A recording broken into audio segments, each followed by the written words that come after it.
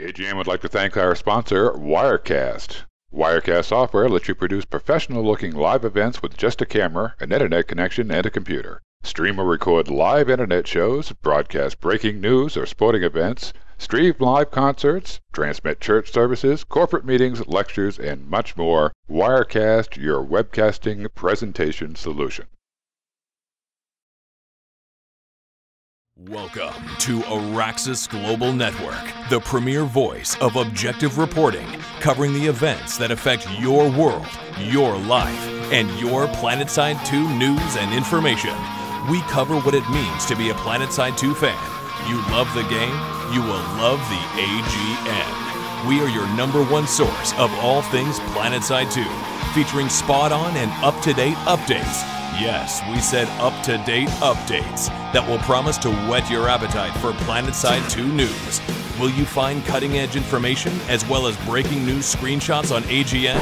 Does a pole dancer have thighs that can crush your head? Yes! And now, introducing your distinguished hosts, your friends and fellow PlanetSide 2 groupies, Hamma and Marsman. To Araxis Global Network. All right, everybody. Welcome to the Araxis Global Network here for June 2011. And it has been quite a month. Indeed it has. Hamma here, joined by Marsman. Good evening, everybody. And we are here for another awesome show. It's going to be quite a discussion, I think, tonight. Epic. Definitely epic. Yes. Yeah, we've had quite an amazing month from E3 all the way down to it's just been an insane month. So apologize for the dust. We have random things here behind us because Jen and I are actually moving next week, and so there's random things located around the room. So don't mind the plaid background. That is only temporary. Right. We'll be moving on to something else later on. The studio is under renovations. It is. Next month we'll be live from another studio. So we're also joined here by Jenny Boo. Hi, everybody. I'll be making sure to keeping an eye on IRC, and if you have any questions or you want to do a shout out, do !Q or !S, and if you want to request, it's not going to be for music, it's going to be for topics. So Indeed. I'll be watching. So yeah, if you are not in chat, we do kind of watch Twitch chat a little bit but for the most part, we utilize IRC. You can either get to it by using an IRC client at irc.planetside-universe.com, or you can jump on IRC via chat on the website. There's a little chat tab at the top that you can go ahead and click on. You can jump on there using your forum name. So that's kind of the way we do it. Jenny Boo will be watching Twitch TV chat at least a little bit, but we don't nearly watch that as much as I we should watch open IRC. that up, huh? Yeah, might be. Yeah, probably not a bad idea. You should probably go ahead and get on that. But yeah, an exciting month. I mean, we have Definitely. been bombarded by more PlanetSide 2 information than we've really had to date, just in the last couple of weeks here. So For sure. It's going to be an exciting show. yeah, we have some guests here, and we have some people on the show this time around that have actually played the game, and that is something that we have not had before. Yourself included. Myself included, Yeah. Jenny Boo included in that. We also have Neurotoxin's going to be joining us a little bit later. He went to E3 and he actually played the game, so we'll get some of his thoughts on it as well. So that kind of dive into kind of the first thing we wanted to talk about here, and that is the fact that Jenny Boo and I had a chance to go out to Sony Online Entertainment just a few weeks ago and meet up with the dev team, check out PlanetSide 2, and just experience game development firsthand, which is something that not everybody gets a chance to do who is not in the industry. And it was kind of an awesome trip. We got a lot of hands-on time with PlanetSide 2, and it's actually kind of funny because from when we played even 3 weeks ago until now, things have changed quite a bit with the game. They have made just a ton of progress since we've even touched it. Certification system, for example, wasn't in, or I couldn't see it when we played the game, and it's kind of it's come a long way. And what you guys saw was more advanced than what we even saw just even a few weeks ago. One of the things about it is that. Or one of the enjoyable things that I found, my firsthand experience with the game now is that they have spent an extensive amount of time on making sure that the combat in the game is a lot more modern than it used to be. When you're playing PlanetSide 2, you would think that you're playing any of the kind of major shooters out there, just kind of the gunplay, the feel of the way that it shoots, the interaction with the guns and stuff like that. So it is a modern shooter wrapped inside of kind of the epic scale and feel of PlanetSide that we all know and love. Still feels like PlanetSide, everyone. Yes, it definitely still feels like PlanetSide. As TotalBiscuit said, it feels like PlanetSide, only better. And I totally agree with that. I think it is going to be better than anything that we had hoped for, with all the modern enhancements to the game, and just the new engine, all the time that they've spent on making sure that we have a quality game that is enjoyable and still feels like PlanetSide. Now, you had a chance to go out to the original PlanetSide and go play the alpha of that in early development. How was that experience compared to this? Do you think that they're better off or a little farther along? Is the game more polished than the alpha that you played in the original one? Or how do those experiences compare? Yeah, no, I felt like they were further along this time when I went out there. It definitely felt like there was a lot more polish in. One of the things that really spoke to me when I was out there was how much focus on PlanetSide there is at Sony. I mean, Smed is right down the hallway. And so he's kind of interacting with the devs on a regular basis and in the meetings and stuff like that. I thought that was really cool. That really spoke to me when I was out there. But yeah, I think PlanetSide 2 felt further along than PlanetSide 1 when I got out there to play it, for sure. Cool. I think my favorite part, and people are probably going to kick me because I'm going to say, no, it wasn't playing the game. That was my favorite part. It was actually seeing how the game was made. Actually standing behind someone and seeing that person meticulously taking a piece of dirt and moving it to make that dirt come flush up right up on the building. I mean, and this is probably, he does this all day just to make it perfect. So when we run by it, that was cool. And seeing all the different ways and aspects of explosions. And I actually think that might have been Clegg that was doing that. I'm not entirely sure. It was somebody right next to Clegg if it wasn't him. Can't recall who. He was literally going in there and moving dirt around to make sure that it looked flush up against the bottom of the building. I mean, the game is gorgeous. And I mean, this is the level of detail that, we don't always consider. But I think we need to fans. give credit where credit is due. Yes, Higby and T-Ray are awesome and they're vocal, but we need to remember all those hardworking developers. That's right. That take, sure. That guy probably spent all day just on that one piece of dirt. Yeah, and it's those guys. And there's a that lot of piles of dirt in the game. Yeah, so it's those guys that really make this game look spectacular, and we don't often appreciate, as Jen said, the level of time and commitment and detail that they put into. Don't get me wrong, I love playing it. I can see but it wasn't my favorite part. Laughing at your dirt comment down there. He's going to bring that up when we introduce him. But I mean, it was awesome.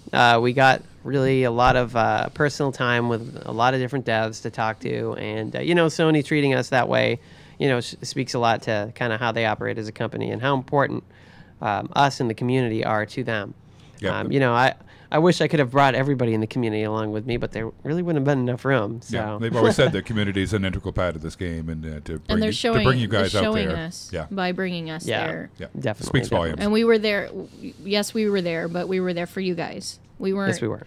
Don't get me wrong. We had to step away from playing the game and ask the questions that you guys submitted. So, and that takes a lot of patience because I just wanted to keep playing. Yes, we just wanted to keep sitting there in that conference room and playing PlanetSide on that massive projection screen. I want that set up in the new AGN room. And the ground is shaking when a Reaver flies over because they've got a subwoofer in the room. That was awesome. But all right, well, enough of our. We'll definitely talk more about it, but that's kind of our initial thoughts about PlanetSide 2 and our kind of hands-on experience with it. So we wanted to make sure that we got that to you guys a little bit, and we'll definitely talk about it some more. I know that I've been somewhat quiet on it, and that's not necessarily because I was told to be quiet on it. It's just simply because there was just I've answered questions here and there from what I know and what I've seen. It's just that there was so much information to absorb in such a short amount of time. I could have never come on and told you guys everything that I saw. And some of that's been subject to change, of course. Yeah, and it's been changed. We were restricted on certain things that we could talk about, and we're not now. We're not now. It's Yeah, all the things that we couldn't talk about, you guys have now seen. So, it's kind of, my experiences will definitely come out, and I'm interested to see what Noro says when we talk to him a little bit, because he's one of the few who've played the game as well. So, or not few anymore. I guess quite a few people have played the game at E3 now. So few that we have here that we can talk to anyway. Yes, few in the channel anyway. Yeah. All right. So we're going to move on to we're going to do a little more intro stuff, and then we'll jump in and introduce people. I just wanted to talk a little bit about the SOE fan site raid that they did with us 2 or 3 weeks ago. It's all a blur now. There's been so much going on recently, but I'm sure you guys saw the PlanetSide 2 tweet about going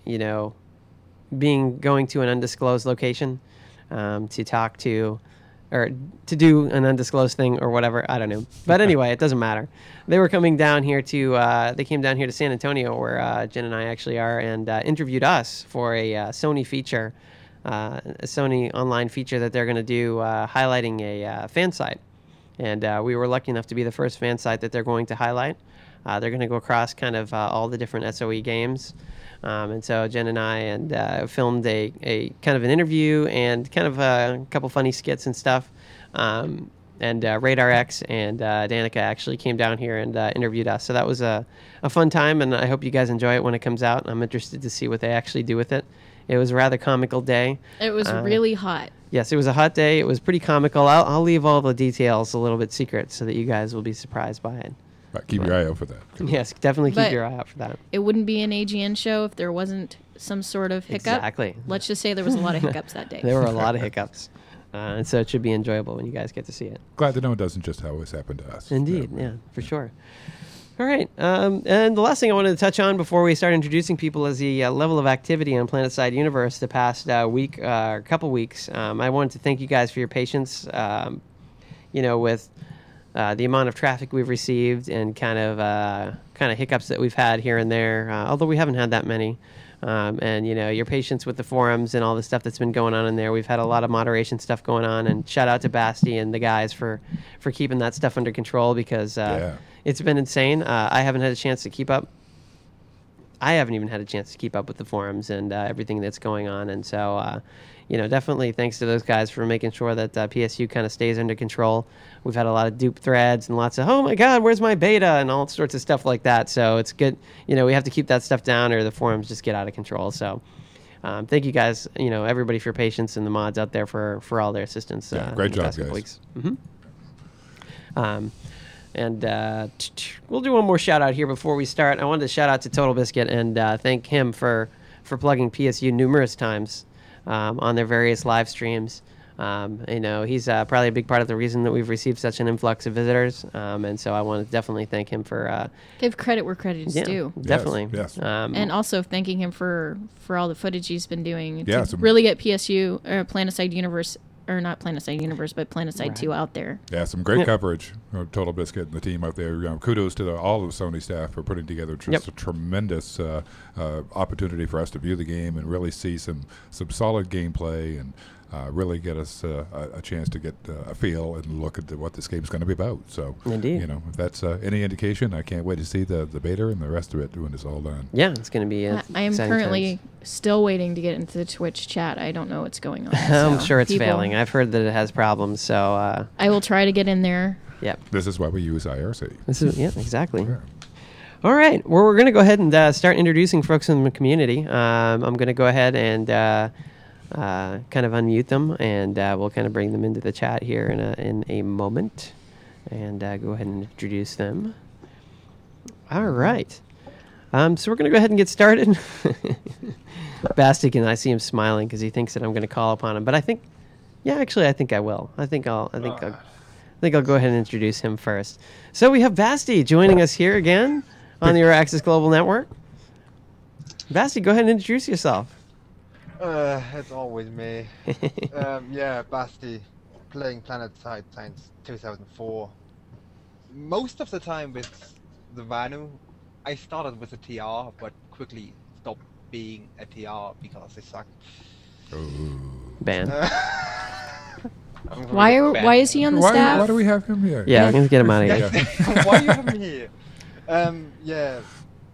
playing with Manu Corp mostly, also playing with GOTR, because they are both quite awesome, and playing a bit with AT at the moment, because, well, there's nothing else than having 15 to 30 maxes, killing TR, and NC, but mostly TR. Nice.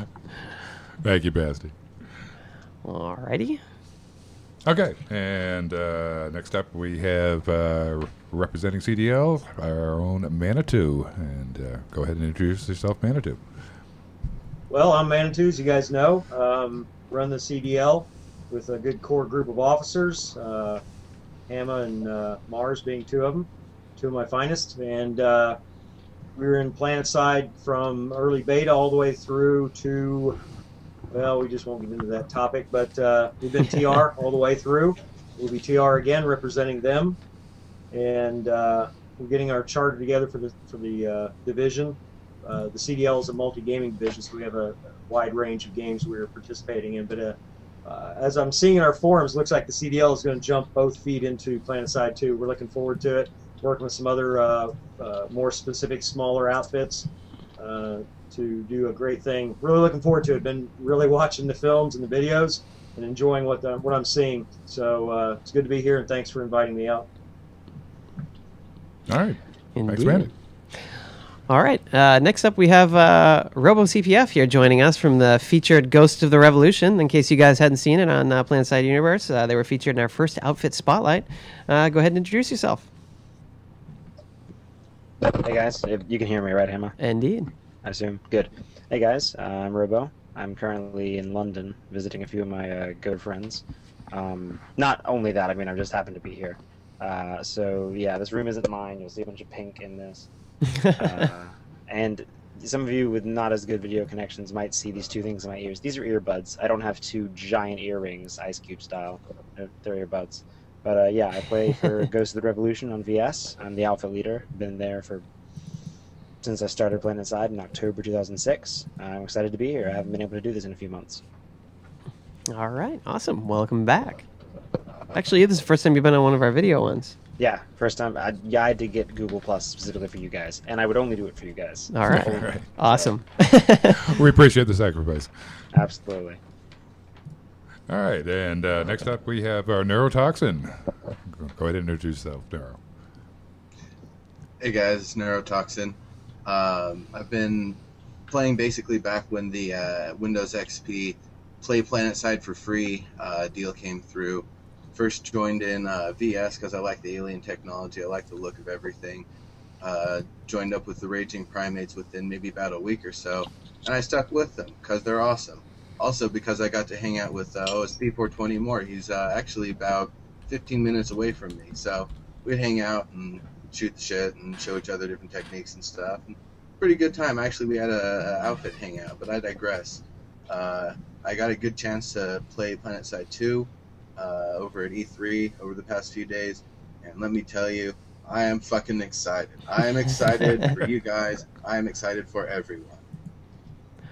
Awesome. Yeah, we're excited to hear that too. All right, and last up, we have Captain Insanio here joining us in Incognito. Hey guys, it's gonna be Bacca. Playing PlanetSide, old VS hand, been here since open beta. Been playing with the Final Stand-J most of that time. Currently working on forming a new outfit for PlanetSide 2. Looks like a fantastic time, and once again, really glad for what we've seen at E3, and I'm looking forward to discussing any and all of it. All right, awesome. Welcome back to the show. Good to have you on again.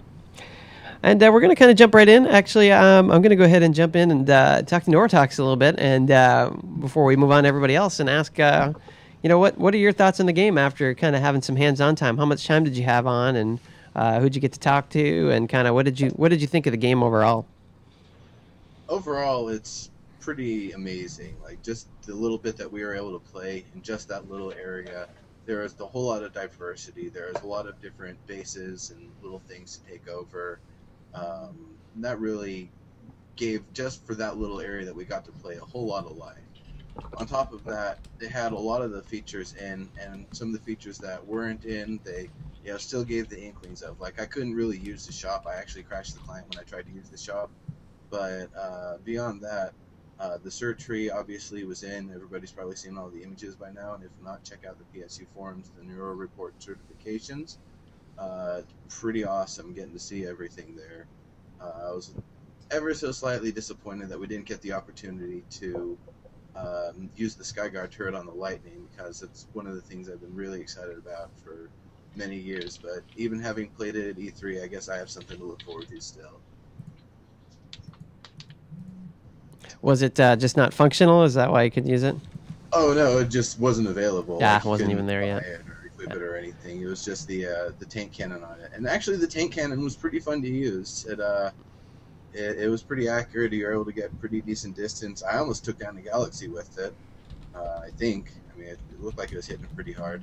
That was one of the other things I noticed, is that bursters and other flak things didn't seem to do quite as much damage to aircraft so much as really mess with them, as opposed to tracking rockets, AV weapons and such that would track onto it usually get caught up in the flares, and I actually found it was almost the most effective taking down aircraft using machine guns. The engineer turret, in fact, was really, really useful for taking down aircraft, and because everyone that used everyone at SOE and everyone that's played like Battlefield 3 and all the other games that were just loving the aircraft and stuff, just gave me a whole lot of flies to swat. So I had a lot of fun doing that. Cool. Awesome. All right. So what we're going to do here a little bit is I'm going to kind of go around, and we don't have a specific topic list for this time around for our normal viewers. We usually have a specific list of things to talk about. There's just too much to talk about. Yeah, this time there was just so many things. I didn't have enough room on a piece of paper to make a list. I don't use paper anymore anyway, but... so we're just going to kind of jump around a little bit and talk about kind of whatever comes up, whatever people think about, and just kind of take it from there. So the first thing I'm going to do is kind of go around the room and kind of just ask what everybody's impressions were. What did you think of PlanetSide 2 and everything that you saw this week, and even in this past month, in terms of, did it make you feel better about the game, did it make you feel worse? I mean, what overall did you think about seeing PlanetSide 2? We'll go ahead and start on the other end and start with Captain Sanium. Well, I've been seeing a lot of really good stuff coming out, some interesting details. One thing that was coming up to me was like how hard these guys are working on them, and I really like to salute them for that by giving them a little bit of a standing ovation if possible. So. Nice. Agreed. Yes. Because seriously, I mean, like, I forget, one of the guys on the forum said he gets into work at 5 a.m. working constantly. So they was going sleepless over at E3, and I know that was constant. That must have been havoc for them. So and they've been working. So that's the case. When we left, they were still working. Mm-hmm. Yeah. Yeah. Tremendous effort getting that put together for E3. So what jumped out at you? Did anything just crazy surprise you over the past month that you saw? Crazy surprise. I guess the collision damage, the rockets, and how those have been affected. Also, crazy. Nothing's really crazy stuck out because most of the stuff we've seen that's come out over the last month has been hinted at previously. So it's sort of we've gotten a lead up to it. So I was looking more for details, like how much damage does this do? What are the exact mechanics for the rockets, the galaxies? So I was looking more for flaws and what have you, but it was really good to see that much video information just getting into it. One thing I'm looking forward to is playing around to see how much I can break with the hover vehicles and getting them where they're not supposed to be. Nice. Alrighty. We're going to go ahead and move on and ask Manny. How do you feel about what you saw the past month? What I saw was the game fleshed out a little bit more in what I expected to see. I mean, I expected to see the game exactly what I'm seeing, simply because I know that, I mean, from what I could picture the vision from Matt and T-Ray and the guys and watching, being real close to seeing how the devs are working, what I saw is exactly what I expected to see. So that was exciting for me because there were no disappointments. I didn't have any disappointments, which was unique. Sometimes you see some things, and here's one of the things that we as a community basically gave to that lack of disappointments is the kill cam. You'll notice they removed that and they modified it. So, you know, the community speaks and they're going to listen, and I think that's important. Not to so much to change to everybody's, you know, whimsical opinions, but the idea is that when the community gathered together and said, look, you know, this is a problem, we need to fix this, they actually listened to it, and it didn't derail them. They did a modified form of it. We began to see that. So in my mind, there weren't any disappointments. This is a tremendous amount of excitement about how it's going to work out, and the depth of scale, size of the bases, where you can go to hide, what it's going to take to capture a base, the amount of combat involved in it. It was just, I mean, over the top. I mean, it was just crazy. So for me, it just fleshed out what I expected to see without any serious disappointments. I don't, you know, of course everybody was barking at first about the jump pads, but I don't see that as being an issue or a player in it. I thought there were unique things to move you from one spot to another within a certain area. So it's not anything, it's a game breaker. There just were no disappointments for me at this point. Obviously, we saw some lag and stuff, and that'll be dealt with. But I was pretty amazed. Like I said, fleshed out everything I thought it was going to be. PlanetSide only better, and I didn't have any disappointments in the game. All right, awesome. Okay, we'll move on to Robo. What are your thoughts? Cool. I'm probably one of the few here that hasn't actually gotten to play the game, so I'm a little bit jealous of you guys. But past month, what I've seen has really impressed me a lot, and there are always the naysayers out there saying, "Oh, it's not going to be like the original, or something's missing. It's not the same game." Well, no, it's not the same game, but I think that's a good thing, and I think that especially the resource system is going to be really cool. Every time I see a new video, I look specifically for outfit stuff, because that's really where my interest lies. So the more new outfit stuff that we can find, the better.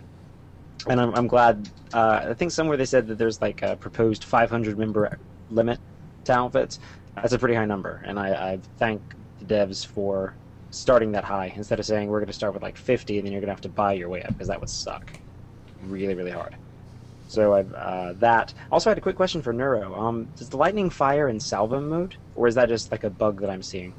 Because it seems like every time I see the lightning fire, it fires 3 shots in quick succession. I didn't see any of that myself. No. It fired once every time I would click. Okay. Is there another weapon that fires like 3 shots in burst? I don't know why I keep seeing this. It might be lag on my end, but I've seen a vehicle fire, like someone will pull the trigger and then it'll fire 3 shots. Honestly, I don't know. I mean, there's some weapons like 3-shot burst on, but that was mostly on infantry weapons. I didn't see that on any vehicles. Okay. That might have just been a bug, though. I'll put it down to a glitch. There was some mention from the devs that the lightning was going to have to be burst fire, so I think that is what you're seeing is legit. Good deal. All right. Any other thoughts? Any disappointments, excitements? Anything you saw made you rage? Nah. I mean, as long as they don't make the medics like Team Fortress 2 medics, I'll be happy. As long as the medics are necessary. I am a little bit worried about the regenerating stuff, but I'm gonna wait and see how it pans out. Cool. All right, I'm gonna go ahead and skip over you, Noro, since you kind of already gave some of your thoughts. Move on to Basti. There's quite a few disappointments. Uh-oh. Battlefield 3 clone. Crap game. No, seriously. Get out. One thing that bugs me is the engineer, because I saw in one of the videos TotalBiscuit popped up from the stream an engineer running behind a max, repairing him while he was moving. That's kind of like the Team Fortress 2 medic, and I already see like teams of engineers and maxes just rolling around like heavies and medics used to be in Team Fortress 2. Besides that, not really anything that disappoints me. It's a great game. I want to play it. Why can't I play it right now? Soon, right? That's what they all say, right? I mean, Soon. we've gotten that news that the beta word's been thrown out there, so right. Yes, it has, and that hasn't been done so far. Right. I mean, we're actually, I think, even the term a few weeks was actually tossed out. Yes. So, I mean, that's better than a few months. Yes. Yes, that was tossed out numerous times by both Higby and Josh. Those of you who don't know, Josh is actually Higby's boss. So, executive producer. Well, while we're on it, Hamma, why don't you clarify for everybody who's listening how beta's going to work? Uh-oh.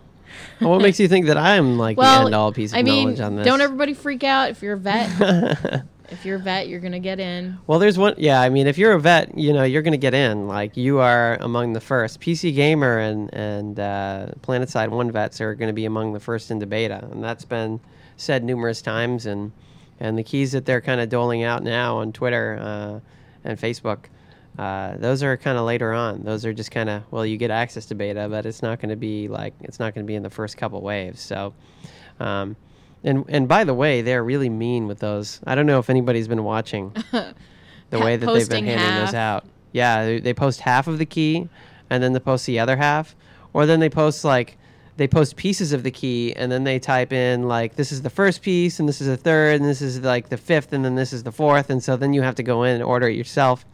Yeah, or one with a missing character. Yeah, a missing character, and then they'd say it later. Like, they're just being mean all around.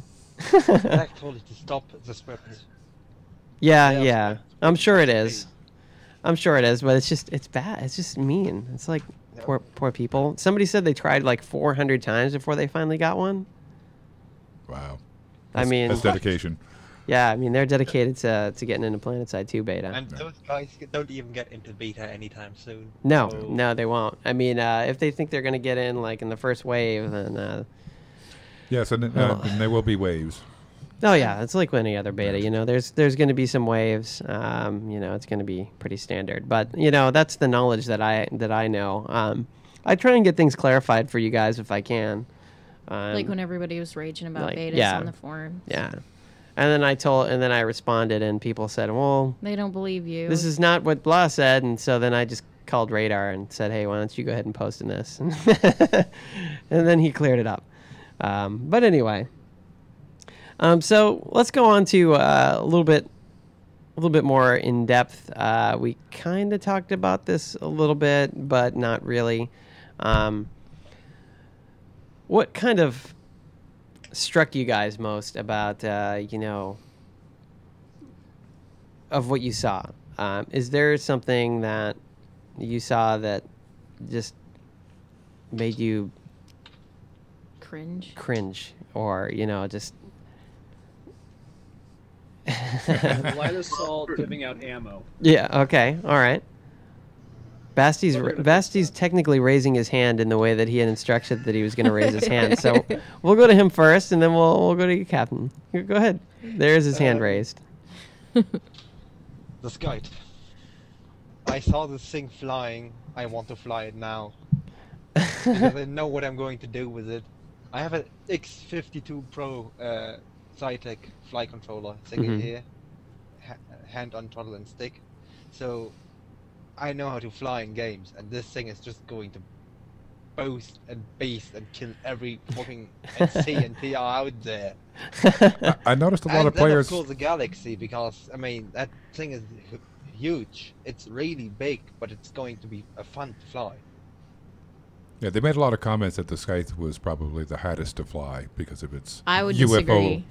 Yeah, and other people thought it was the easiest. Because I couldn't play worth crap in PlanetSide 1, and I could actually fly in this game. Yeah. Not well. Right, but I'm saying specifically the Scythe. It turns on a dime, that's for sure. Yeah, that's what it looks like. I saw someone say something about Crazy Duck say something about someone in TotalBiscuit's stream jumping out of the Scythe and jumping back into it.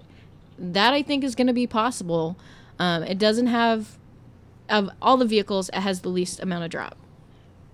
Yeah, so to explain to you guys a little bit about what that means, you know how in PlanetSide 1 you could just sit there and you could just stay there, and if you let off your mouse, you would just float there. It's not the case in now. PlanetSide 2, each vehicle has its own level of drop, and so I believe it was the Scythe actually drops the least. So if you let off your keyboard and your mouse, the Scythe it slowly floats down towards the ground. If you do that with the Reaver, goes a little bit faster, and then the Mosquito is the fastest of them all. So it's the hardest to keep hovering. That was right? I do believe so, yes. It's close anyway. And so with some of the larger air vehicles, you actually have to really work hard to actually hover it. You've got to kind of pop on and off your throttle in order to kind of stay in the air and hover with it. It's not something you can just leave and just walk away and come back an hour later and your vehicle's still hovering there. So there's a little bit more involved in that. It's not the level of complexity that I was expecting from hovering. I thought it would be a little bit more work to hover than it actually is. But it still takes more effort than it's definitely still more effort than PlanetSide 1. It's not as difficult as flying a helicopter probably in one of the Battlefield games, though. And they might tweak that. I mean, nothing's final. I'm sure there's room for flexibility, and it'll probably change a little bit. But I think that TotalBiscuit video, he was actually a light assault, so he probably used his jetpack to jump back in. So yeah, you're probably right about that. They might tweak that for the simple fact that they could see people abusing that. Oh, that's easily abused. Yeah. So I mean, anyway, that's kind of what. And in terms of flying the different vehicles, I'm pretty sure I actually flew everything. I only flew the Mossy, and watched you with the Scythe. So. And the Galaxy actually is pretty fun to fly. It's funny because if compared to PlanetSide 1, the Galaxy is just massive. Like when you stand next to it, it's just this huge thing. Like Basti said, it's just this massive. They look like little ants when you have it like parked and people are running next to it. And the vehicles definitely do all feel different sizes and weights and stuff when you fly them. So I think it's going to be really cool. Uh-oh, I just screwed up our headphones. Oh, I fixed them by just doing it again. I think by far one of my favorite, I don't think I'll fly it, but one of my favorite aircrafts to be in as a gunner is going to be the Liberator. Yes, that looks like a lot of fun, yeah. Liberator's a blast. It looks like it is just powerful. Yes, it's a blast to fly. The shadow on the ground is something that you'll be scared of when you see it. So it's a very cool... It's like birds of prey. You see it coming, you better get inside because you're going to die. It's a very cool vehicle to fly. But anyway, we are now monopolizing the video. It's okay. It's our show. That's true. Technically, it is our show. Okay. So, Insanio, you had mentioned something. What was that? The light assault's getting the ability to throw out ammo. Thankfully, that's been retracted, and they're going to remove that and put that into another class, which I'm really happy about because the entire point of the light assault, like their mobility, basically makes them designed for lone wolf movement. And forcing them to be part of the team just seems to really break up and cripple them a lot. So I'm glad to see that changed. Another thing that surprised me was, I keep hearing this from various people who played, was that AV weapons weren't that effective against Maxes. That has me concerned a bit because it makes the Max less of a threat indoors and gives people indoors no reason to carry AV at all. Well, you need to remember that this is all balancing. This is all stuff that happens in beta. Right now, this is just... They did their thing, but they only see, really, if it works or not in beta, when we break stuff. Right. Because that's what we're going to do. I see Neurotoxin's raising his hand there. Go ahead. Yeah, one thing that really struck me more than anything, I've been in the game development for a little bit, really seeing what's presented, but more that it's presented as purely functional without having any fine-tuning, and what that could mean in terms of how people break it down and look at it over the next month or so. Because a lot of it is just making sure the systems are in and working, not fine-tuning like the experience per kill and per vehicle destroyed and all of that stuff, not fine-tuning the damage AV weapons versus Maxes or AA weapons versus aircraft, and all of that sort of stuff, and collision damage.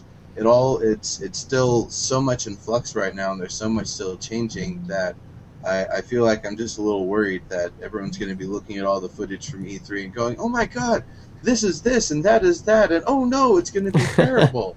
When in fact, it's all just completely in development still, and what we got to see was a real treat of a working, playable version, but it is no way the final thing that we're going to be seeing, or at least close to what we're going to see when closed beta comes around, in terms of the balance, in terms of how much everything costs, in terms of the timing of everything.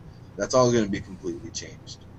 Yeah, and I think it's a very valid point that we have to remember. I mean, it's so easy to make that knee-jerk reaction on what you see and go, "Oh, gee, this looks overpowered, this looks underpowered," and yeah, this is all stuff that can be changed in a spreadsheet at the push of a button. And I'm sure that the devs, once they get into the beta situation where we really have the team play going on, the number of players, and the real numbers that they can crunch, will make these adjustments.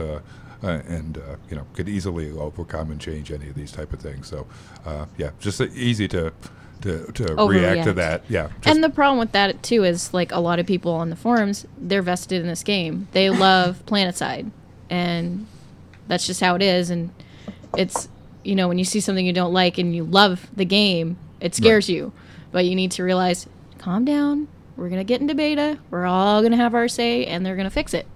So we're all going to get our chance to rage. Yeah. We can all, don't premature rage, people. Yeah. And if they do, we drop the hammer. Literally. Yeah. Yeah.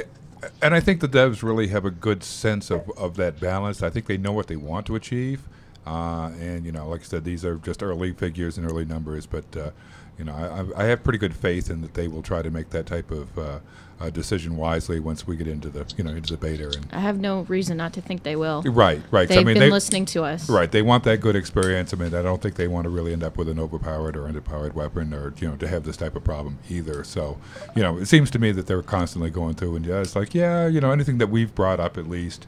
It seems like they're at least questioning it. It's like, yeah, we've talked about that. We haven't quite decided, if we're going to do this or that. But it seems to be in their thought process, which gives me great confidence that they will, continue to listen to us to evaluate the game and make it, the game we all want to play. And they're all over here, and that's nice to see. That's right. Over on PSU, and you see them. Everybody sees them. Yep. So.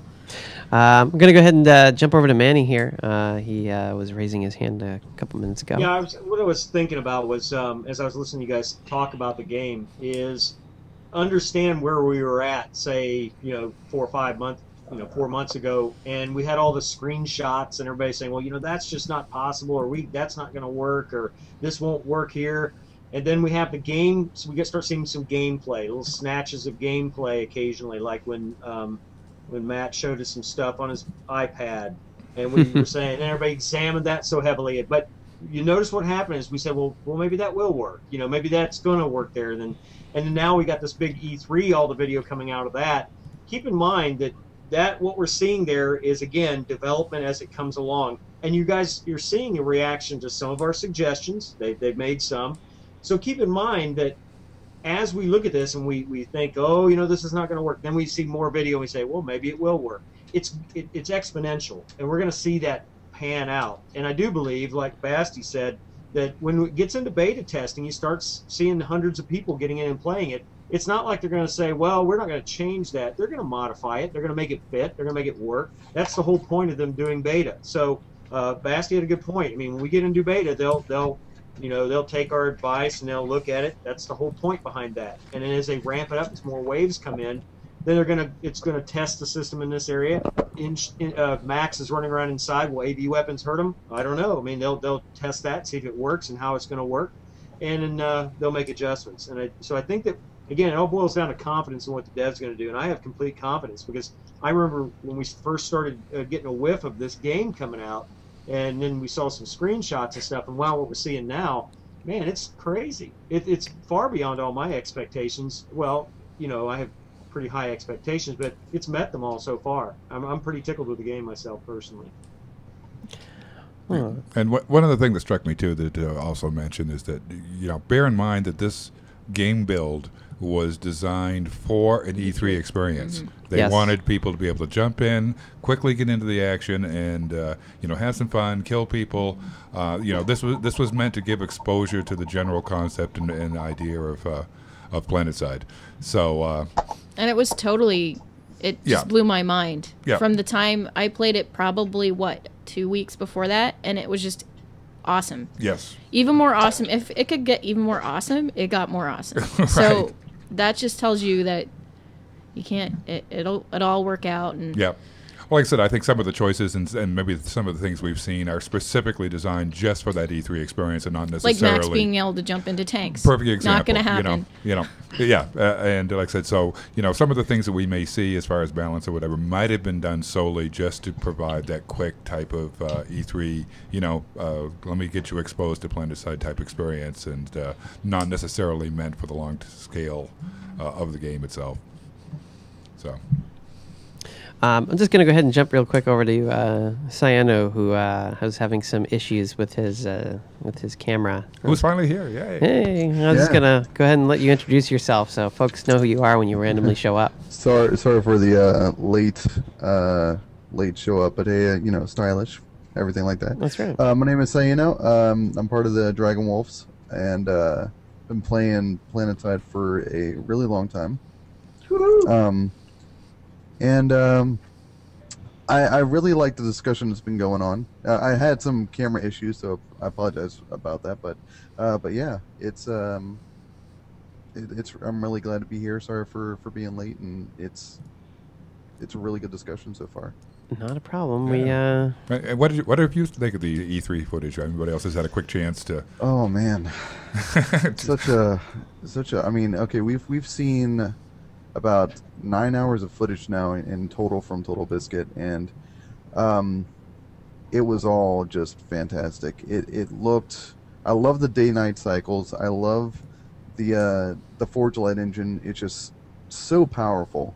And we people were asked what they didn't like about the beta. What they saw of what was that E3, and really, as y'all were saying, it's all subject to change.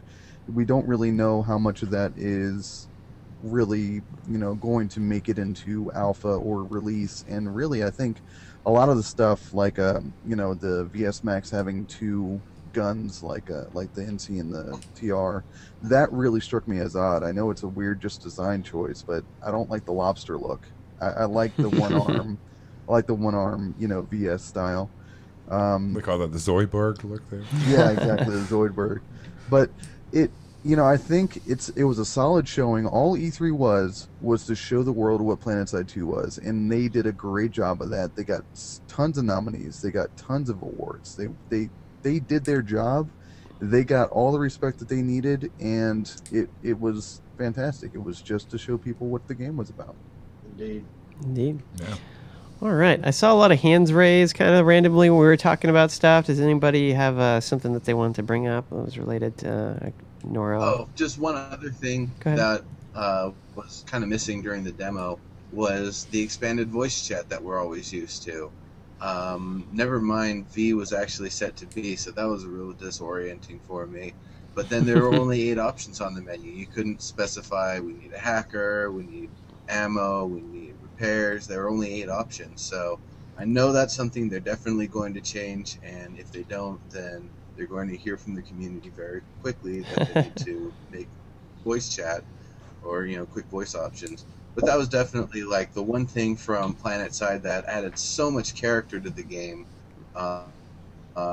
which was just, it was a little bit lacking, and it was like just first a slightly disappointing feature that I just wanted to hear what they would say for their taunts and stuff, 0 chance against me. Right. Hear it with a modern voice filter or whatever they'd be using.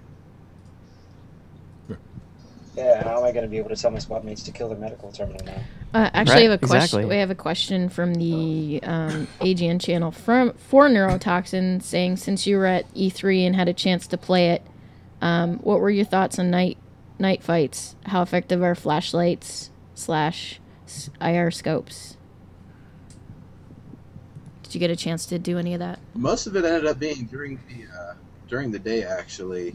So I didn't really get a chance to test that too much. I think T-Ray turned on night for just a moment, or when he saw that it was night, turned it back to day. I don't know. I saw something happened, and it was night, then it was day again, and I noticed T-Ray was on one of the stations. So he must have been working using his hack. Yeah, hacks.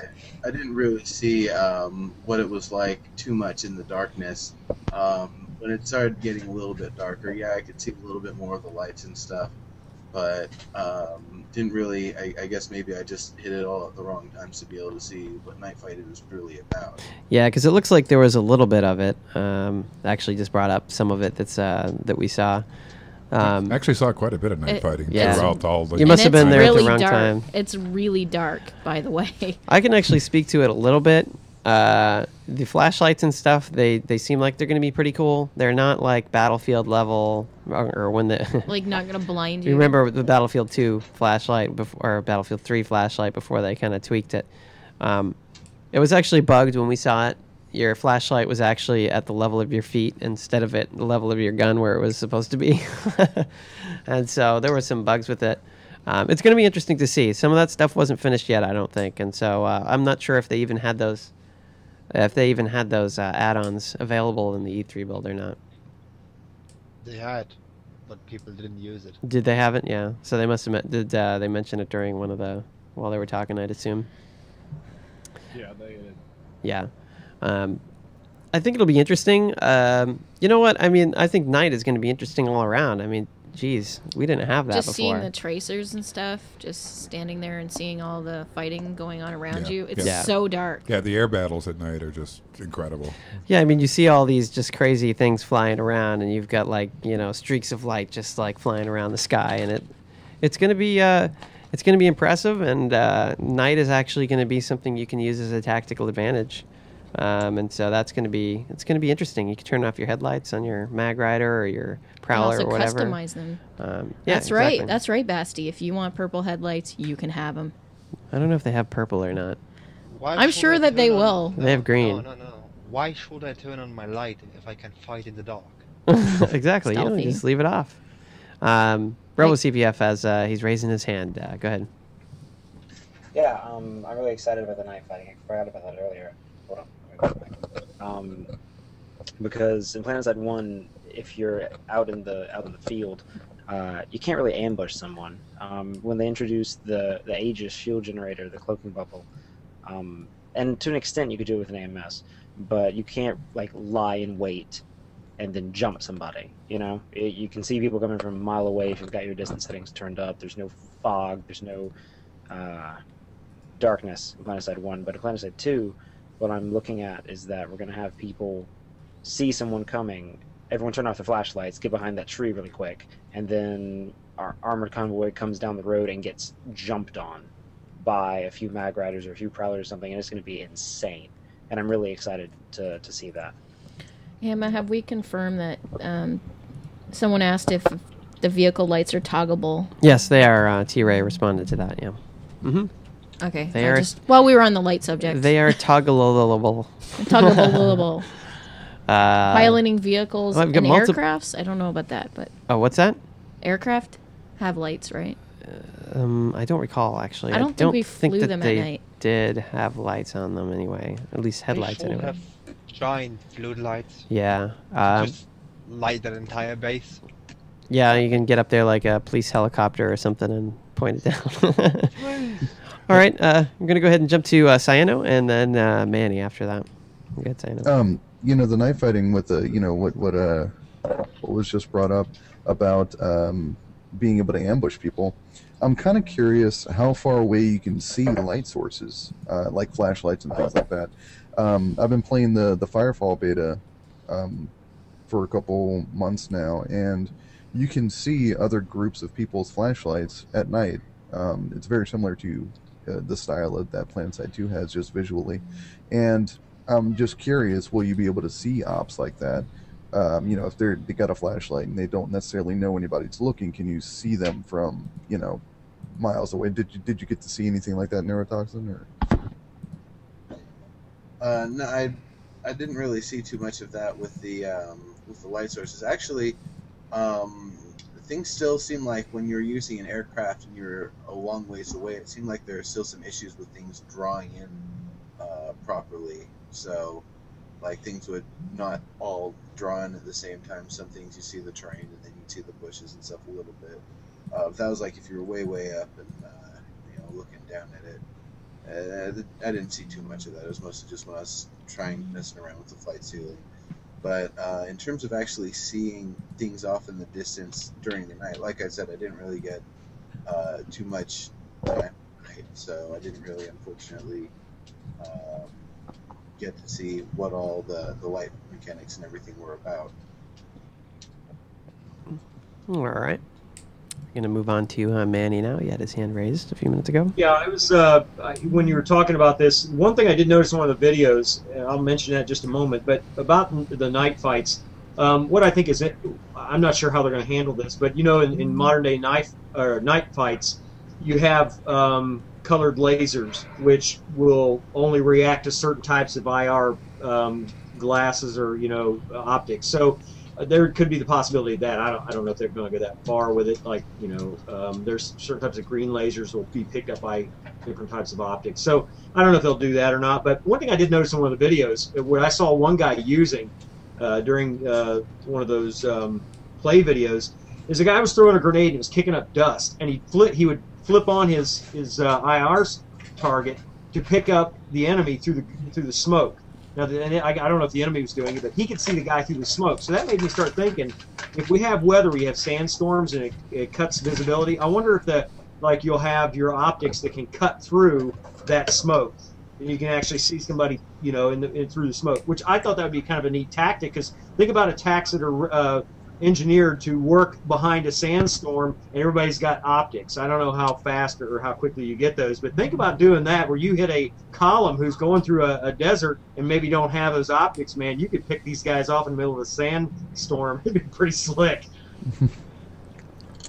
Yeah, that's I'd assume they have scopes like that. That's what I would assume anyway for side grades and stuff. That one guy was using it. It was he had that little. It was almost like a holographic sight, but he would throw a grenade and he would bring that up and he could see through the smoke. So it was kind of cool to see that working. So it started me thinking about some tactics for that. So that's pretty exciting stuff.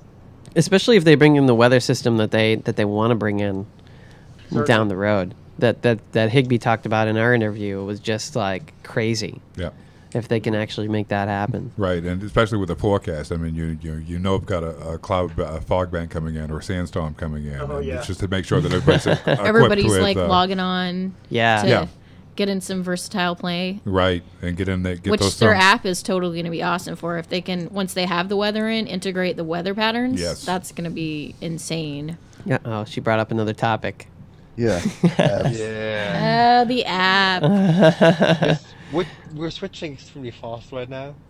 Yes, we are kind of switching kind of fast. I want to talk a little bit more about that because before we move on to talking about the app, I mean, like I said, that you know, if they're able to bring in such varied gameplay with weather and different events that happen in the game, and then kind of design different types of weapon systems around that, and I think that would be just totally like.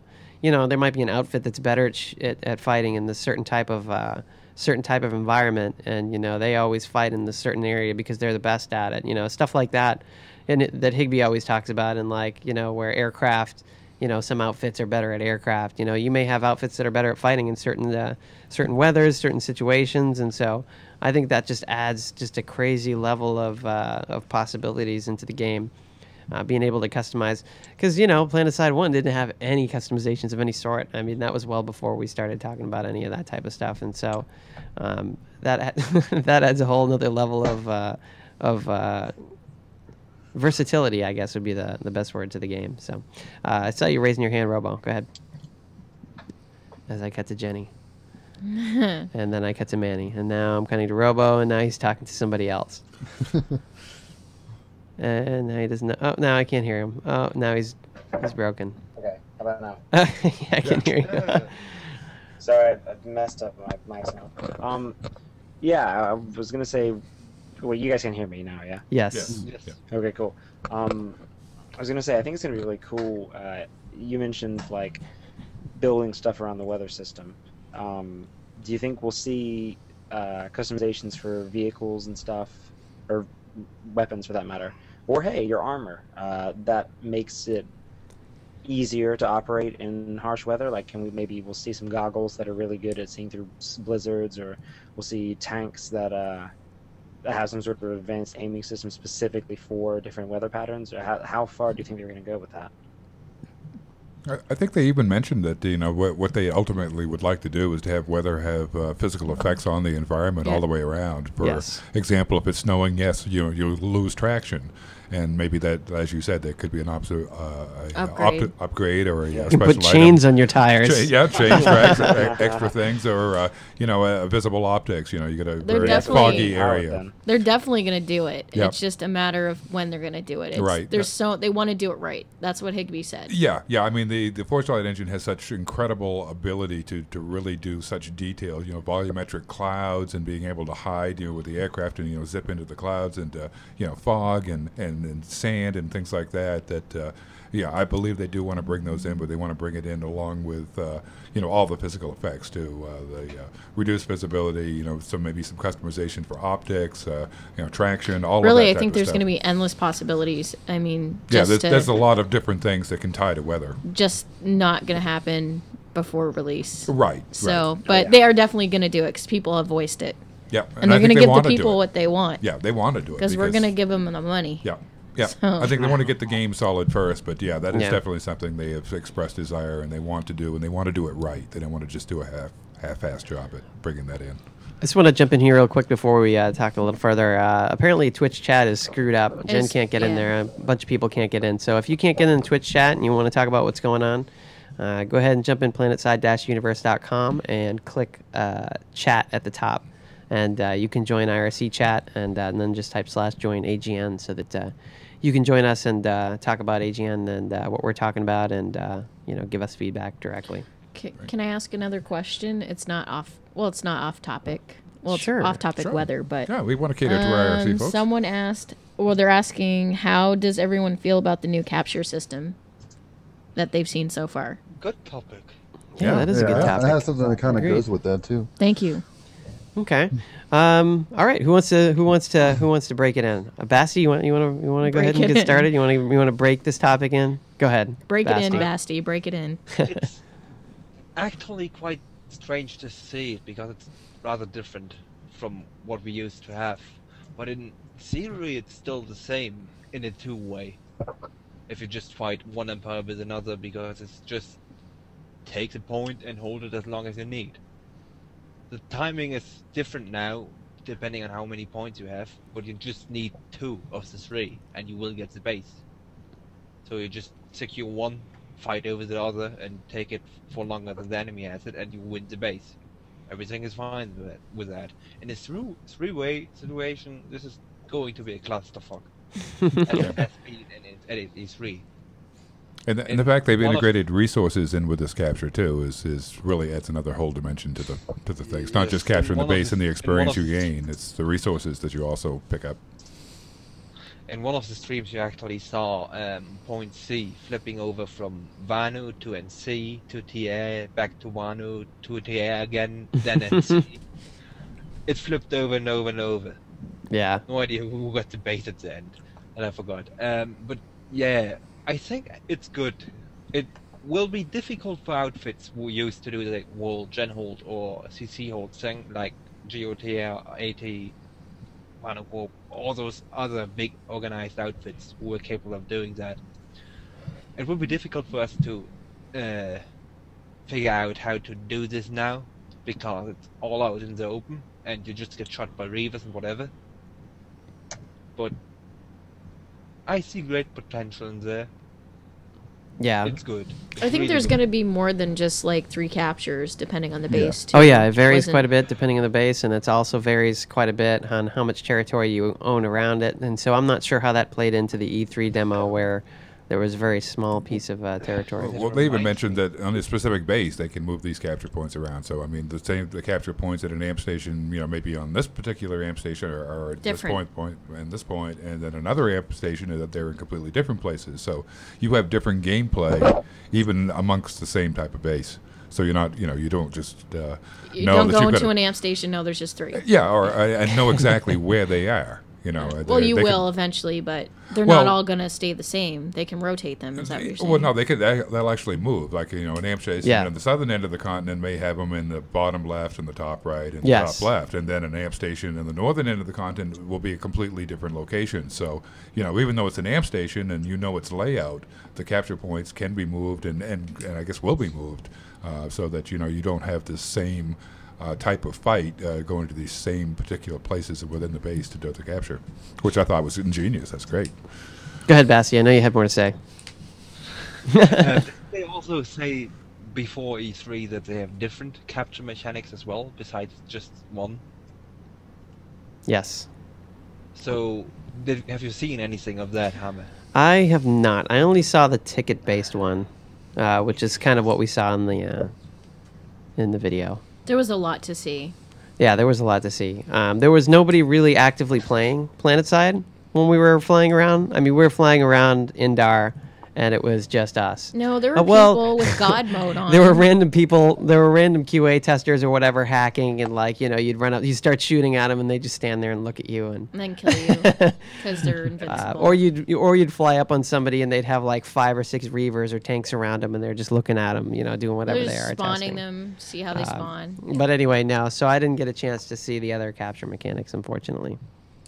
But you do know that there are different ones. Have you any idea what kind? I don't think he really mentioned. He just said that they were different.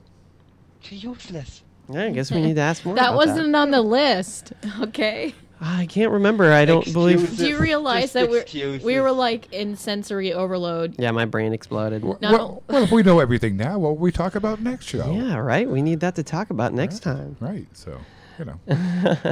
I'll be done right now. All right. Gonna move on down the list. Cyano is raising his hand. Go ahead. Okay. I kind of have a couple points, I guess, about the capture system and stuff. I really liked how as Basti was saying, how if you're capturing a area longer than another, then it's yours. I think they had said that they disabled 4 points just to kind of segment where the area for E3 was going to be, just so that they could focus where all the battle was going to take place. The actual base there would actually have 7 capture points in total. And about the layouts of each base, I think they actually said that each amp station will have a slightly different layout from each other, not just the capture points will be different. I don't know if that was what y'all had heard, but I thought that's what I had gotten from one of the interviews that they were stating. Yeah, they're going to be different. Yep, they are very varied. Very varied.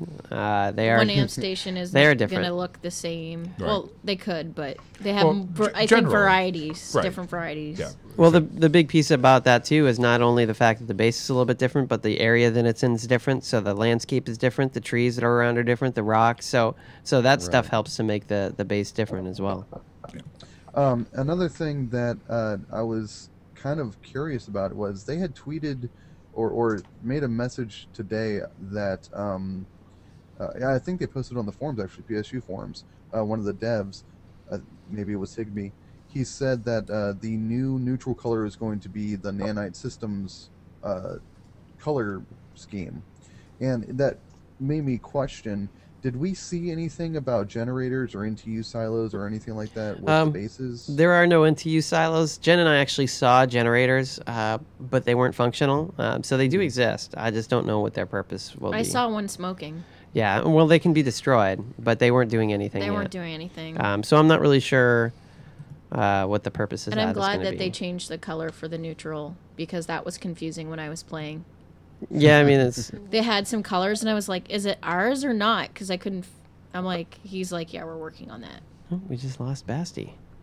Oh. I'm going to go ahead and move over to Captain Stania. He's been raising his hand for the past 35 minutes or so. Go ahead. Roughly. I hadn't really thought about it until you guys brought up about capture points, but Neuro, maybe you know more about this. But it seemed like there was only one small section of the amp station's actual main body that had a capture point in it. That was the little undercroft there that had 2 entrances to it that had the capture point in sort of a little quick cubby. And and now that I'm thinking about it, the whole amp station layout with its multiple capture points, it kind of feels like a cave, because you have these very small buildings scattered about, you have sort of infantry-focused areas, so they're small in there. It's kind of hard for vehicles to get around. It's like you have like the individual neutral buildings that you'd have in a cave, like one that's just like flat, obviously. But their central building really doesn't have much in it. I mean, did you see like any additional stairways, any additional territory inside the actual amp station itself? Oh yeah, that building that you're talking about is basically that specific section where you hack it is more like the basement. There are stairs that lead up to it, and actually I was able to get a flash down in there for a moment. So that was one of the other kind of neat things, is that you can drive vehicles basically into the building. So you can take a small vehicle like that and actually drive it all the way up to the hacking point. I don't know if they're planning to change that, but it seemed like there was just the one point to hack, really.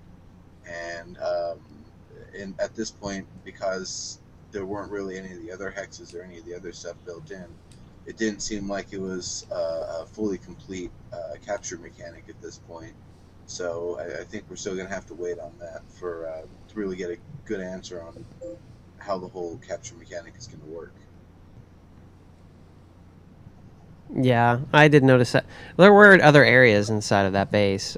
There were some stairs you could go up, and there were some kind of upper levels and stuff, but yeah, that was the capture point.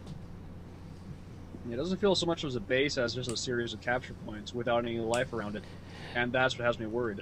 Yeah, see, now that's the thing that I've noticed with PlanetSide 2 is that, you know, in PlanetSide 1, we were all so used to just running around this maze of tunnels and inside a base, and so we were inside almost more than we were out.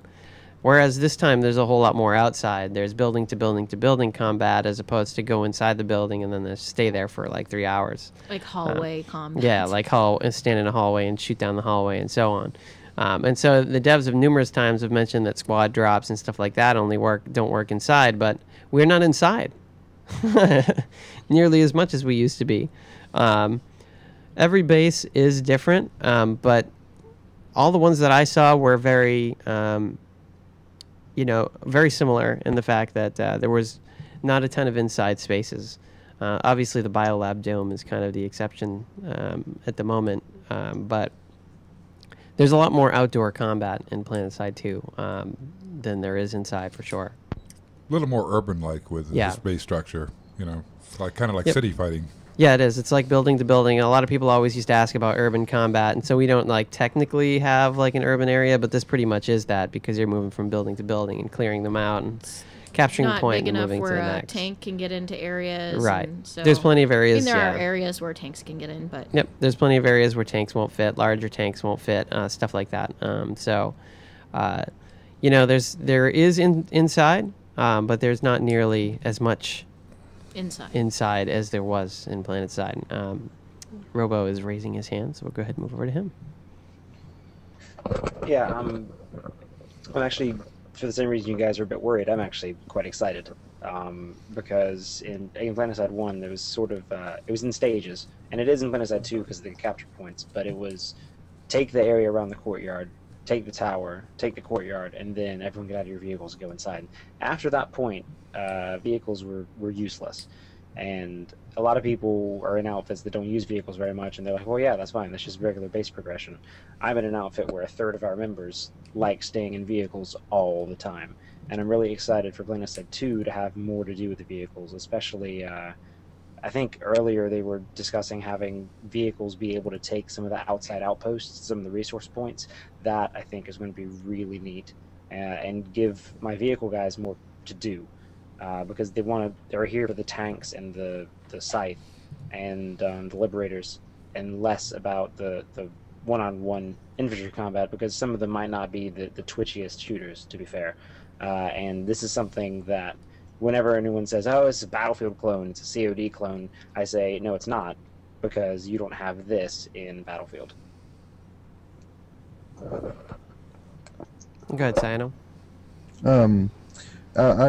Since Robo, you bring up, your outfits really likes vehicles and things like that. What has been their sort of reaction to quick switching between vehicle seats? I don't know if y'all talked about that earlier, because I was trying to get my camera working, but I personally, the more I think about it, quit switching in vehicles just makes more sense in PlanetSide 2. Makes it a little quicker, obviously, because it's quick switching. But since Ghost is really respectable, what are their opinions on it? Strangely, I haven't seen much about quick switching, but a lot of that is because we fill vehicles to the brim, and quick switching seats isn't really that big a deal for us because everyone is already in all the seats. Man, I wish I had red eyes because I went on to ask. I don't think it'll be too big a deal for us. I think we're excited for that. I think a lot of my guys are much more worried about the primary cannon being operated by the driver, because that's something that we've had. How long has PlanetSide been going? 10 years almost. Almost. The driver-gunner dynamic has been something that we've been used to for a long time. It's sort of, I need a gunner, I need a driver. I always wonder why we didn't have we need a driver voice macro. But that's something that we've been used to for a long time, and it's going to be, a lot of people are really mad about it. But I keep telling them to hang on. Let's give it a chance first. Quick switching, not so much yet, but I'm pretty sure once a few of them are watching this now. If you guys want to chime in an IRC or whatever, go ahead. I can't see it because I'm lagging like crazy at the moment. Wasn't one of the questions that you asked Matt too about the driver gunner thing, Hammer? And yes. That's something they said they would consider maybe making a certification for down the road to. Yeah, it sounded like it was something that was still in their on their radar in terms of changing the way, like a certification that would change that. Like if you would be the main gunner. Inserted into a tank and far enough down, you could have that option or something like that. Right, to have the main gun fired by the passenger. If that's your specialty. Yeah, and he had also mentioned that would be a problem for the Mag Rider because of the way that it's built, and so that he was considering changing it, and he prefixed that with saying, "Please don't be mad at me, everybody." I don't know if you guys remember that or not. Yeah. So it doesn't seem like it's completely off the table. No. It at least shows that the devs are considering that type of mentality, because I know a lot of people did have that big dynamic between the driver and gunner, and I for one, I've always thought that was one of the big teamwork things that made PlanetSide special. So, nice to see that they're at least looking at the idea, and then who knows, we'll see.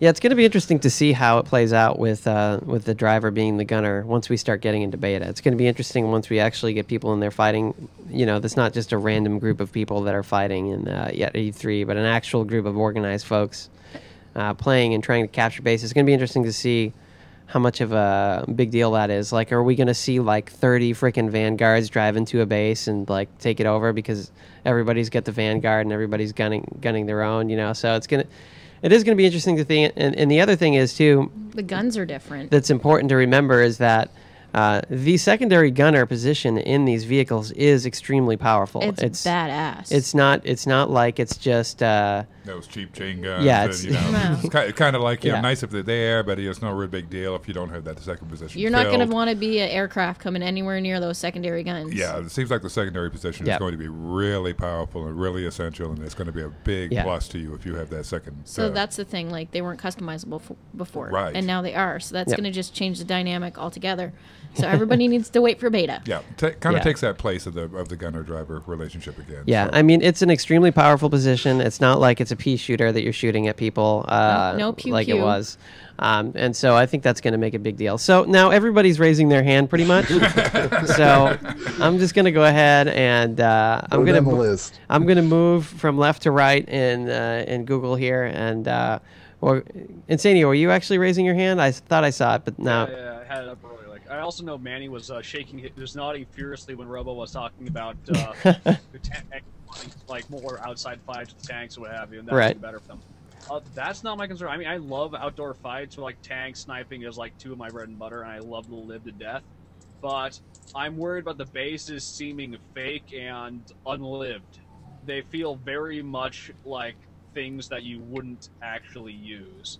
They feel like they're very much built purposely just for like a capture point, and then there's no signs that anyone has ever lived here or there's any other purpose. I'm like, the PS bases. That was you had random. the rec room back, you had the sleeping chambers, you also had idle rooms that were just full of stuff.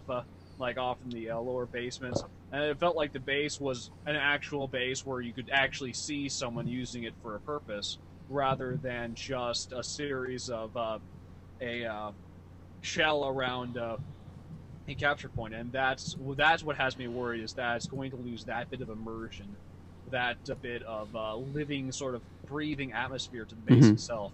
But I definitely agree that I'm looking forward to the vehicles a ton. I agree with like the vehicles, like the gunner or driver mechanics. So it really feels like the faster TDK is sort of forcing them into more single player focused mentalities, and then not as much team kill mentalities, just because the lower TDK sort of forces that sort of reaction times, which has me worried so much. But we'll see how they handle that in beta, because that's all balancing. All right, Manny, do you have thoughts? Yeah, I just the way that you're talking, we had so much about urban combat, and I think that, and he kind of described the situation. We're looking for immersion, right? In an FPS, you don't find FPS shooters, you don't have immersion much, but this has been an MMO FPS, so we're looking at, there's going to be some immersion, but I caution us to remember that what we saw here was just a snippet of what's going to happen. You're going to have a lot more population, and they're going to have some place to go. You got a lot more people running around outside, shooting, armor rolling around outside, and armor can roll right up into place, like has been mentioned. That's pretty incredible, because it's going to chase people into places.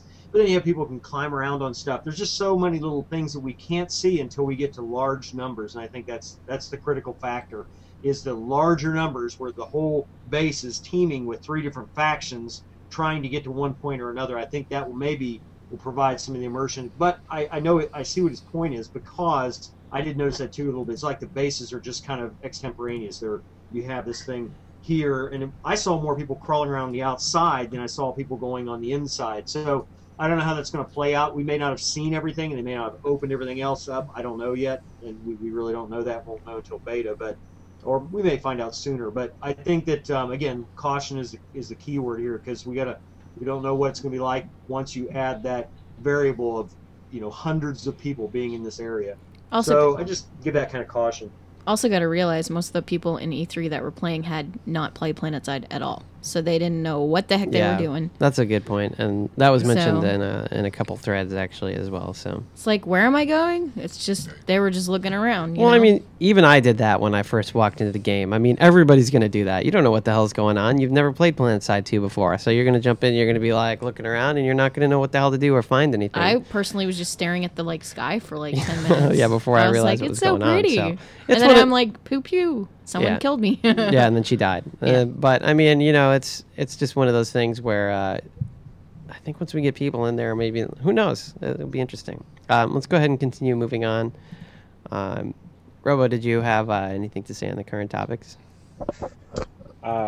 Well, there's a fine line between making vehicles useful in these bases and making them tools of massacre. And we had that in PlanetSide 1 with like a prowler door camping a tower, and we don't want that. I don't want that to happen in PlanetSide 2, but I do want to see more uses for vehicles. I want to see people being able to take a vehicle and say, okay, you know what? There's a choke point in there. There are loads of troops. Take this lightning and take it into the depths of the base and clear it out, or try to, because that'll give us more depth and that'll give us more versatility for the vehicles. We're going to have some massive tank battles, I hope, outside the bases, but I want to see tactical deployment of vehicles inside the bases too. And there's a fine line. There's a balance that needs to be struck, and I hope they get it right. All right. Neuro, did you have anything to say on... Oh yeah, definitely. The battlements on the inside actually are really supportive to infantry being able to resist vehicles coming in. The areas that were big and wide open, where it looked like vehicles were meant to drive up and drive in there are also big spiral staircases, or like kind of boxy staircases leading up to a higher floor, where there's enough cover you'd be able to throw grenades down, you'd be able to pop out and shoot AV weapons. So there's definitely a lot of opportunities for infantry to be able to resist the vehicles in the areas where vehicles can kind of access the buildings. But other than the quad none of the vehicles are really going to be getting into the base too deep. It's mostly going to be stopped by stairs or tunnels one way or another. And even that, the quad's just like really, really awkward. It's like trying to ride a horse in a cave. It's just not going to work. But then the other thing, going back a little bit on the subject of driver gunner dynamics, I actually really like how they have the Mag Rider now versus how it was in PlanetSide 1. I did like having the main gun on the top side, so it could be 360-degree rotational, and you still have the driver able to do whatever they need to do. But by contrast, the gun that was given to the driver before on the Mag Rider, it just wasn't very good for shooting aircraft. And that gun on top, unless you had a really flat area or really damn good gunner, it had some stabilization issues, and it made it really hard to actually hit any sort of aircraft with it. So now you have the option that the person who's spending the alloy or Araxium or whatever to get the vehicle, they get to be the captain of that vehicle. They've got the big gun, but because it's mostly mounted forward, and you're not really getting too much up and down, left and right with it, what ends up happening is you're not really going to have something that's going to target aircraft to begin with. So you need that second gunner, so you've got proper anti-air. In fact, that's probably what I think most Mag Riders are going to be using the second gunner for, is the anti-air, just to take down. It's probably going to be its biggest threat, really. All right. Sayano, did you have anything to say on the topic? Yes. The base designs, like Captain Sanio had said, they don't look lived in. They don't look like military complexes. They don't look like anything except just base structures that we're fighting in. It almost looks like modular homes, almost, just kind of carbon copy things. And they're still working on it. They're still adding in all the little things that make it, special. But just looking at the footage and everything like that, yeah, we see some consoles, but there's nothing really there that screams, the kind of immersion factor that we had in PlanetSide 1. Outside of that, though, I think their actual designs are fantastic for gameplay purposes. They got wide open garage type areas for vehicles to come in and infantries to kind of, have a front line at. They have outposts out in the field where you can kind of go and have different types of gameplay. If you don't want to be an infantry, you don't have to. You can play the way you want and still enjoy the game. But I think we're still missing parts of the entire puzzle. Obviously we are. We don't know how the generator is going to play a role. We don't know how all these resources are going to play a role with the different types of bases, or what the certain bases will give in terms of abilities or special little functionality, like the interlink facility did in PlanetSide 1, or dropship base did in PlanetSide 1 as well. So I think we're still needing to see how they're going to flesh out the rest of the game, but there's a lot here that I think is a great base. Just it needs to fill in the rest of the missing pieces, and I think that's really what's going to make or break this game, is what's missing right now. Right.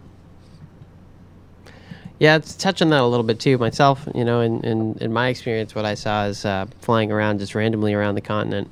There are tons and tons and tons of just little outposts and little buildings just scattered all over the place. And in fact, I was flying in through one of the kind of canyon areas that we've seen in some of the videos, and I was just kind of flying in through there, and came across just this little outpost that was tucked in the middle of this kind of not really a canyon, but almost like a gorge type area. But anyway, it was down inside of there, and I think it was 236 was there with us at the time, the dev, and he's like, "Where are you?" He's like, I don't think I've ever seen that before. So it just goes to the scale of the game. Yeah, so that just kind of tells you the scale if a dev hasn't seen an area before. He's like, pull up the map. I want to go look at that. So I showed him where it was. But there are tons and tons and tons of just areas like that that did not exist in PlanetSide 1. And so areas where certain specific Right. vehicles are going to excel, like aircrafts. Right. There's and I think that I think Higby showed some of that in the TotalBiscuit the dual commentary stream where there was this very flat area. Did he show that? I'm pretty sure he did. It was just this big flat, like almost deserty like area that was specifically for vehicle combat because it's just totally wide open. If you run out there as a infantry, you just get destroyed. But there's just so many little spots. It's going to be a huge scaled game like it was before, but there's going to be a lot more spread out this time around than there was in PlanetSide 1. There's going to be people fighting over these little pieces of territory just kind of all over the map at all times, just these little outposts. You know, outfits will probably claim little outposts to defend for themselves like all the time. So, I mean, it's going to be cool little stuff like that. It's not necessarily a base even. It's just this little, you know, this little building with an antenna on the top that you can just sit there and own. And so there's a lot of different stuff like that. It's going to be interesting to see how it plays out. Basti, did you have any thoughts on you're at the end for a change? Any thoughts on? Go ahead. Vehicle instancy switching. That needs to go away, because the E3 players screwed it up really with using this. But I mean, the first thing I would do: grab a mag rider, drive it alone. If an aircraft comes up, switch up. Boom. Next one, please. And I agree. It shouldn't really be in the game. It should be for galaxies maybe, or for liberators when on the ground, when landed, but not for two-person vehicles, because you can't be in the wrong seat in a two-person vehicle. If you are, then you just don't know what you're doing. And you can switch seats while reloading, so even in AV fights, it still has its uses.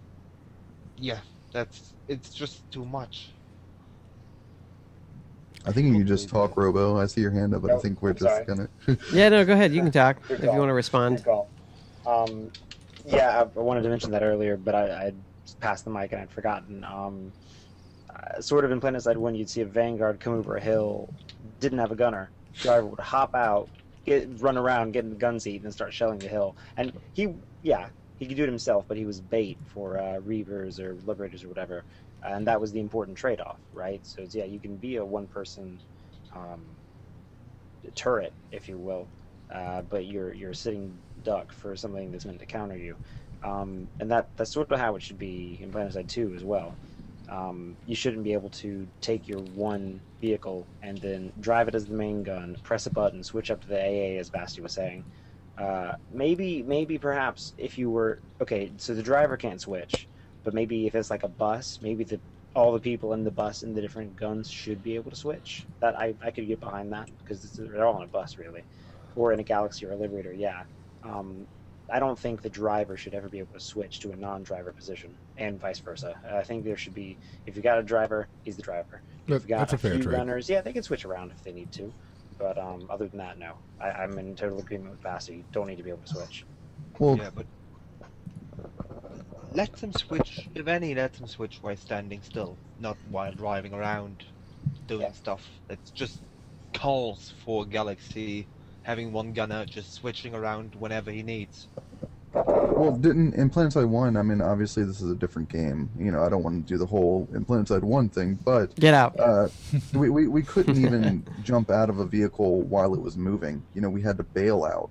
And, you know, if a driver wants to switch positions, it's just like bailing out, in my opinion. You know, the vehicle is going out of control, or you got to come to a complete stop to be able to do it.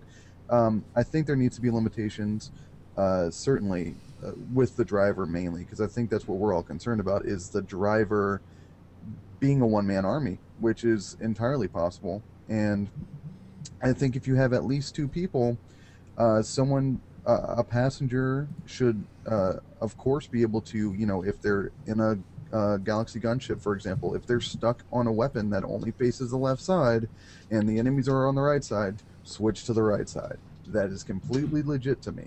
But if you're a driver and you're gunning a Galaxy gunship all by yourself, there's an issue with that. I think that won't be possible because you just drop to the ground like a stone.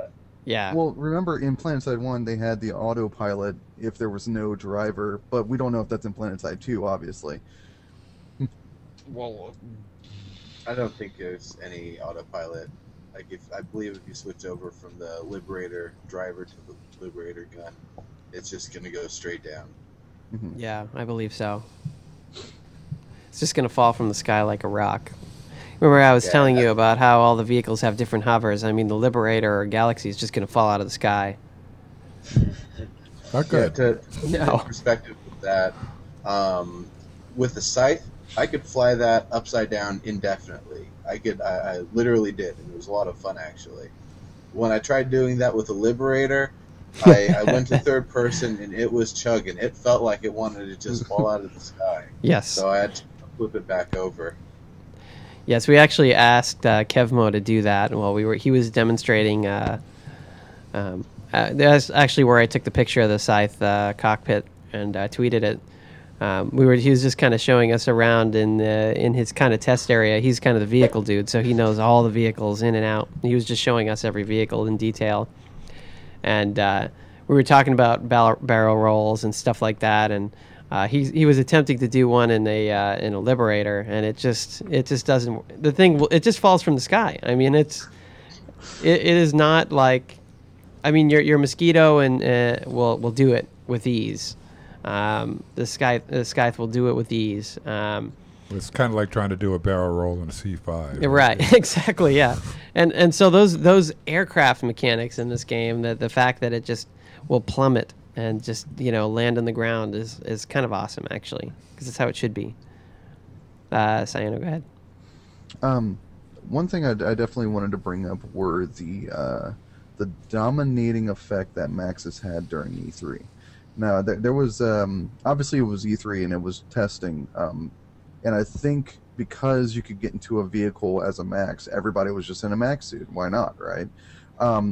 But, ignoring that, did you feel that Max suits seemed a little overpowered, or not even overpowered, overpowered if they were specialized for their particular thing? So if they were an anti-infantry gun, it went against anti-infantry.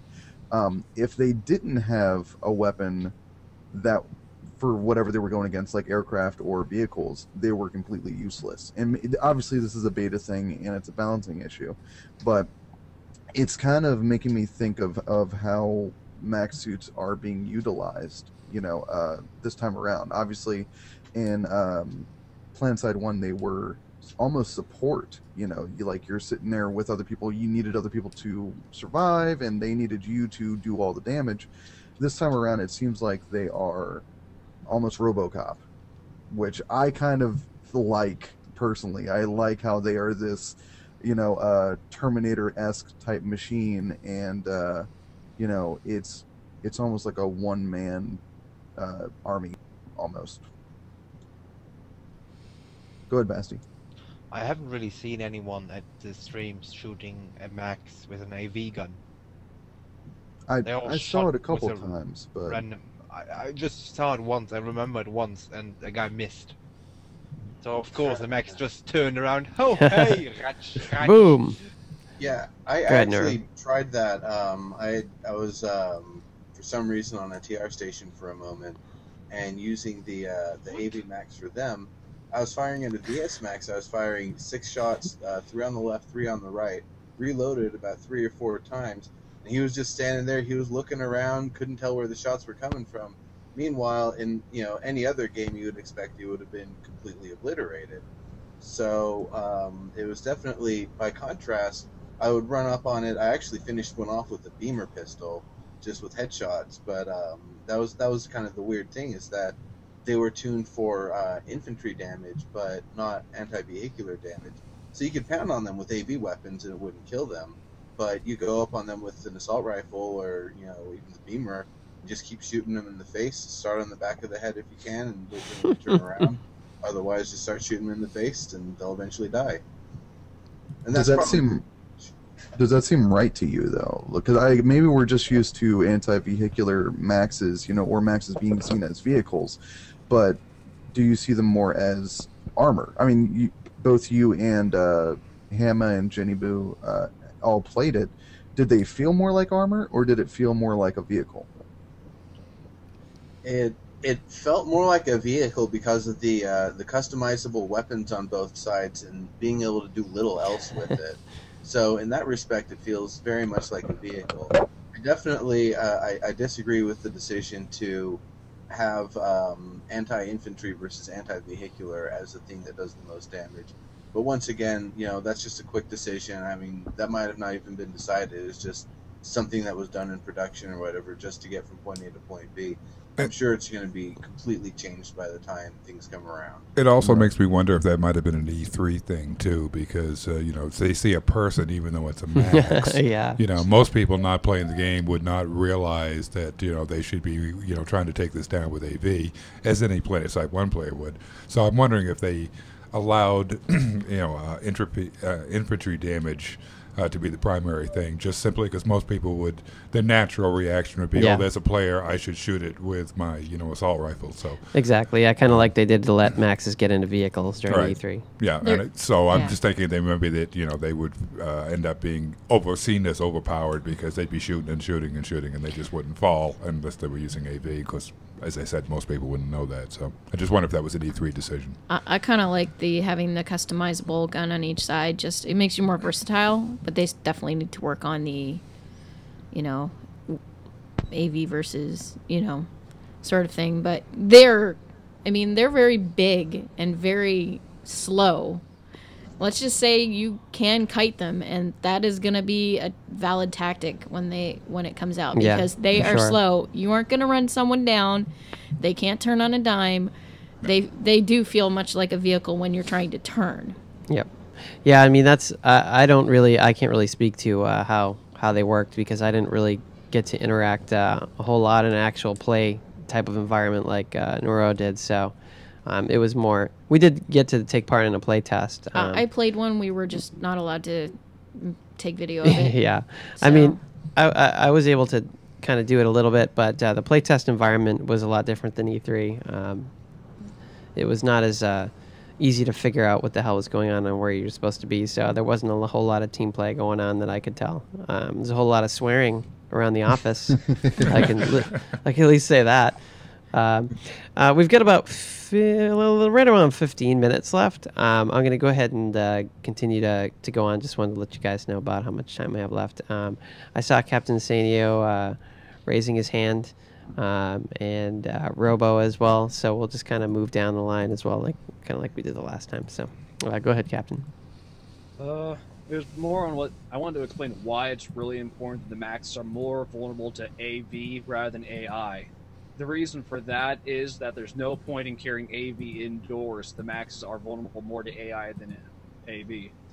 And if they're not vulnerable to AV, then there's no real point for HAs to be indoors aside for AV stuff, and there's really no point for them to carry AV, because you just need that AV threat indoors, and have a bit of reason, and that way you can reward people who pay attention and know that it's coming and think ahead and bring AV rather than just bringing HA and Lasher, like the HA stuff, because we know with Lasher, MCG, and Jackhammer are coming. And if those are the best weapons against Maxes, the AV's only role is anti-tank and anti-air, and anything indoors is you know exactly what you need to do, and that's bad from a metagame standpoint, as it sort of limits the gameplay. That's a good point. All right.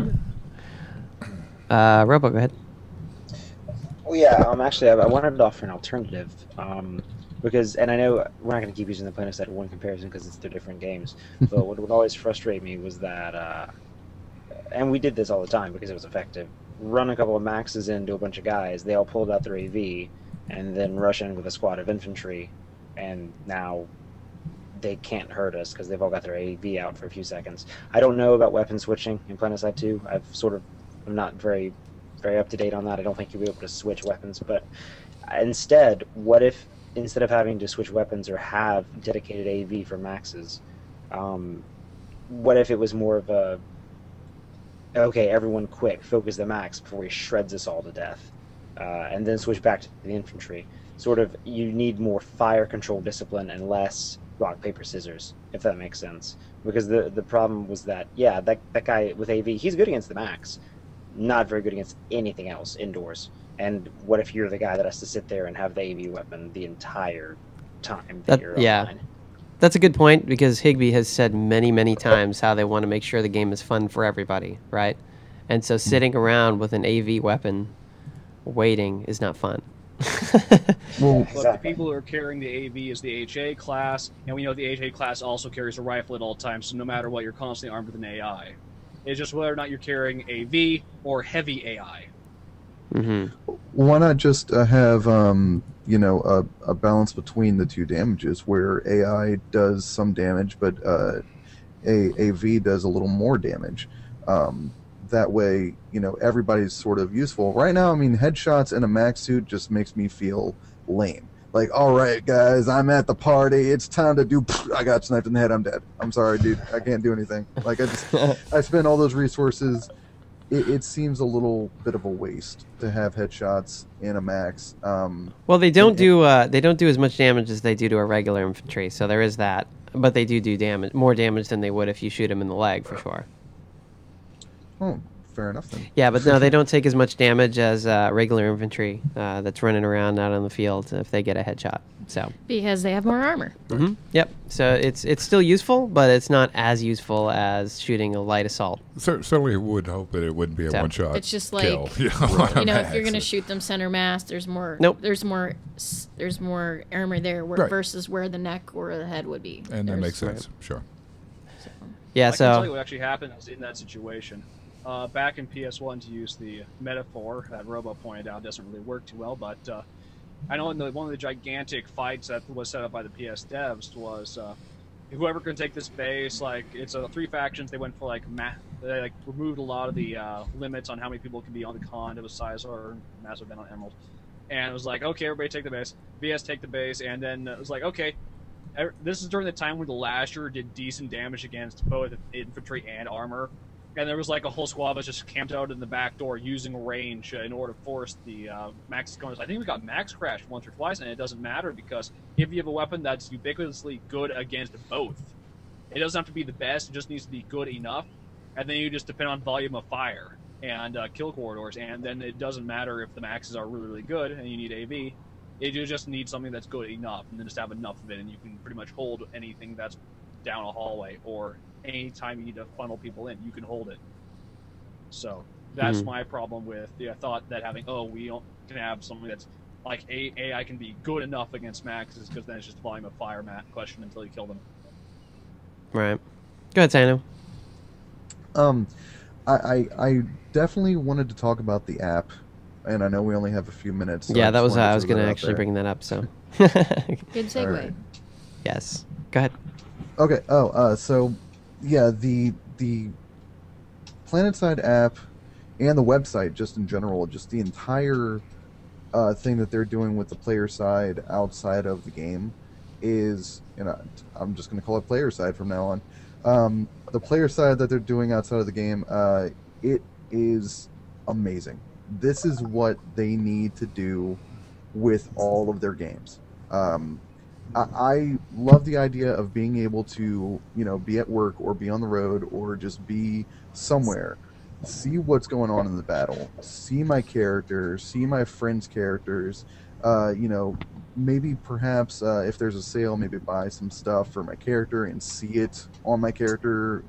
I don't know how big they're really going to go with this. I think they should allow it to be or have as much stuff there as possible. If I want to customize my character on the website, let me. That way I can just spin them around, make it like a little wardrobe thing. If I can do my vehicles like that too, that's perfect. If I can change my certs, if I can, look at my resources and manage those, if I can chat with my friends in game, all of that is fantastic. And really, if they could even go expand upon it to where if I'm a commander and I'm certified in that, I can set up little missions and like, hey guys, I'm noticing that they're doing this over here, go take care of that, or we need these resources, or this base will really help us out, that sort of stuff. I would love that interconnectability with the websites, the apps, and the games so much.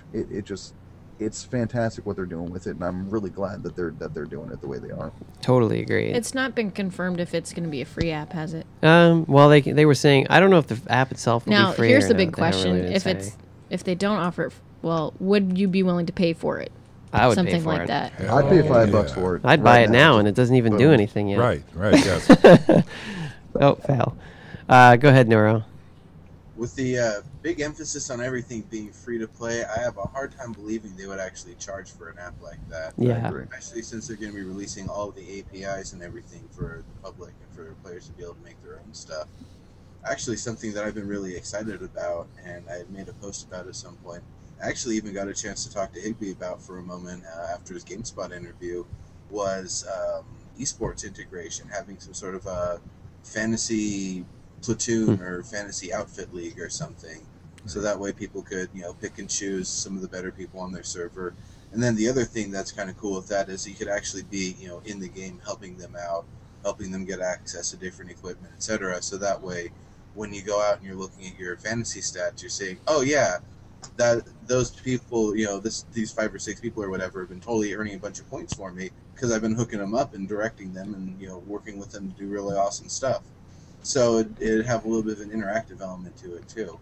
But I digress. It's really the availability of the APIs and the character information and how much that stuff is going to be available and what people are going to be able to do with it. I'm really excited about.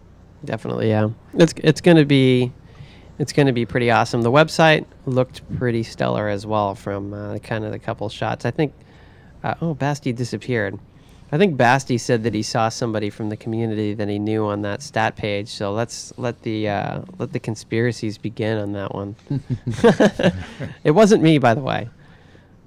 It was somebody else. Is that him returning? We're never going to get any work done ever again if this app comes out. Yeah. Realizes that. I would agree with that. It's darn, our headphones are acting up here again. It looks pretty incredible. I mean, the map alone is something that I would buy in an app. Like, even if I didn't have any of the other crap in there, I would buy the map. Yeah, just to see the state of the battle and what's been going on for the last few hours, and the Tiara finally. It's going to help with the immersion of the game as well. Yes. I agree. Yeah. People are going to be checking up on the battle, twice, 3 times right. a day. I will be. Oh yeah. I mean, you've been in that 4-hour battle trying to take this facility, and I mean, geez, I got to eat, so You can just pop on your iPad while exactly, you're eating, and you can That's watch right. your squad or whatever. It's time to upgrade my iPad. Right. It's like, oh wow, they finally pushed in there. I'm going to get back in the game now because I see that they finally got across shove that last bit of food in your mouth and rush back to play. And the chat. I mean, the voice chat and the chat are built right into it as well. I mean, so you can actually communicate. And one of the things that Higby said in our interview was, there was one other thing that he had touched on. The mission system, building that into the app. They didn't mention it at E3, but I mean, that's a possibility. Mission pops up for priority air support or whatever, or creating a mission if you're a commander, like somebody mentioned. Yep. Doing stuff like that, and it pops up and says, "Do you want to do it?" And if you log in within the 10-minute time frame, it queues you up for it, and you get maybe a bonus to experience or something like that. So all that stuff is just like, in my opinion, just watching this, and obviously I run a fan site, so I'm a little bit biased on this whole thing. Really. But I mean, honestly, from what I've seen, from what they've been doing and all the things that they've been doing, they really have the right idea about what they should be doing with this game. And if they continue going down this track and they don't rush it, I think that we have the possibility of just having just a totally amazing game on our hands and having 1,500 people tuning into AGN when we sit here and talk or broadcast games. I mean, I think that there's just a huge potential right now. It speaks to the community support in so many ways to do this type of thing. So, right. And I mean, even tonight, we've got almost 250 viewers at our peak, and we've never had that before, except for when Higby was on a couple times. So, I mean, that just kind of speaks to the community growing right now and watching that happen. We'll get a little bit of time left. I see Cyano raising his hand. We'll go ahead and go to him. And if anybody else has anything to say after him, go ahead and pop your hand because I'll probably do closing after he talks. Go ahead. I'm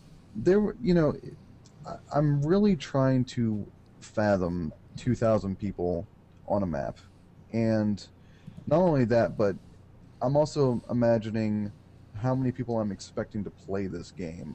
It's at least, my estimates are in the hundreds of thousands. Okay, how many servers are we going to have, or are we going to have pop locked continents and we're just sitting in a queue for 2 hours? I'm just wondering how the app is going to work. Are we all going to be on the same server, and will I be able to follow all my Dragon Wolf friends, or am I going to be able to see all of them, or can we server hop, and how am I going to know if they're on a certain server or where the battle is, or what exactly I'm following? If it's all cohesive and easy to follow and everything like that, that would be fantastic. I really think that the popularity of this game is going to have maybe 50 servers at launch, and we're all not really going to know what's going on across it universally. Did Higby ever mention anything like that, or No. Neurotoxin? Whenever you talk to him, did he show any concern, or? Nope. I don't know if they even really know yet, or probably aren't ready to talk about it externally. I'm sure they've talked about it. The only thing I there's no remember them mention. saying is that they did want to try to have inter-server communication, if I remember, or some sort of inter-server connectivity. That might have been mentioned. I don't but recall. it was way back. Yeah, I don't really know. I mean, Eve obviously has like a trillion people on one server, but that's totally different ball game, the way that game works. So, Noro, did you have one final thing to say before we do closing? Oh yeah, I absolutely have one final thing to say. Someone who needs a beta key, DKK-D-P-A-K-6-M6C3-4J9H-C326. Got it? Nice. All right. Everybody's frantically loading up the redemption screen. Like, oh my god, I wasn't expecting this. Nice. That was good. Nice play on that one. I was not expecting that either. Yeah. Thank you, Nero. Yes. Awesome. I hope you didn't missay anything. So someone's going to type in instead of M, and it's just going to get crazy. You should show it just on the screen. You should just kind of... It probably wouldn't be, it's not going to be readable. No. People won't be able to read that. I can barely read it, and so once it transcodes between me and the Twitch channel, nobody's going to be able to read it. Well, if somebody doesn't successfully obtain it, then you can give it out on the forums or something. All right, we're going to go ahead and do some closing thoughts. We will move down the... It's funny how fast 2 hours goes by, isn't it? Yeah, especially with all this to talk about. Yeah. I hope to do maybe... And we didn't even scratch the surface. Yeah, we didn't. I hope to do maybe more of these or some smaller ones once things get to a little more settled for Jenny Boo and myself. As I mentioned, we are moving, and so everything is in flux. So next time that we pop back on to AGN, we're going to be in a new place with a new background. Although I'll try and continue to keep the concept art in the background, but. New studio and new location and new home and Indeed, new studio, and so I'll PlanetSide it up for sure. I'm going to put up all my crap that I have this time instead of just a couple things. So I've got all sorts of goodies. But I'm going to go ahead and let everybody do some closing. I'm going to start from the left and move over to the right. Basti disappeared. He timed out from IRC, so Probably fell asleep on his keyboard. either he face planted and fell asleep, or his internet went out. I'm going to go with the first one. German power outages. Yeah, probably. So go ahead and start off with Captain Sanio. What are your closing thoughts?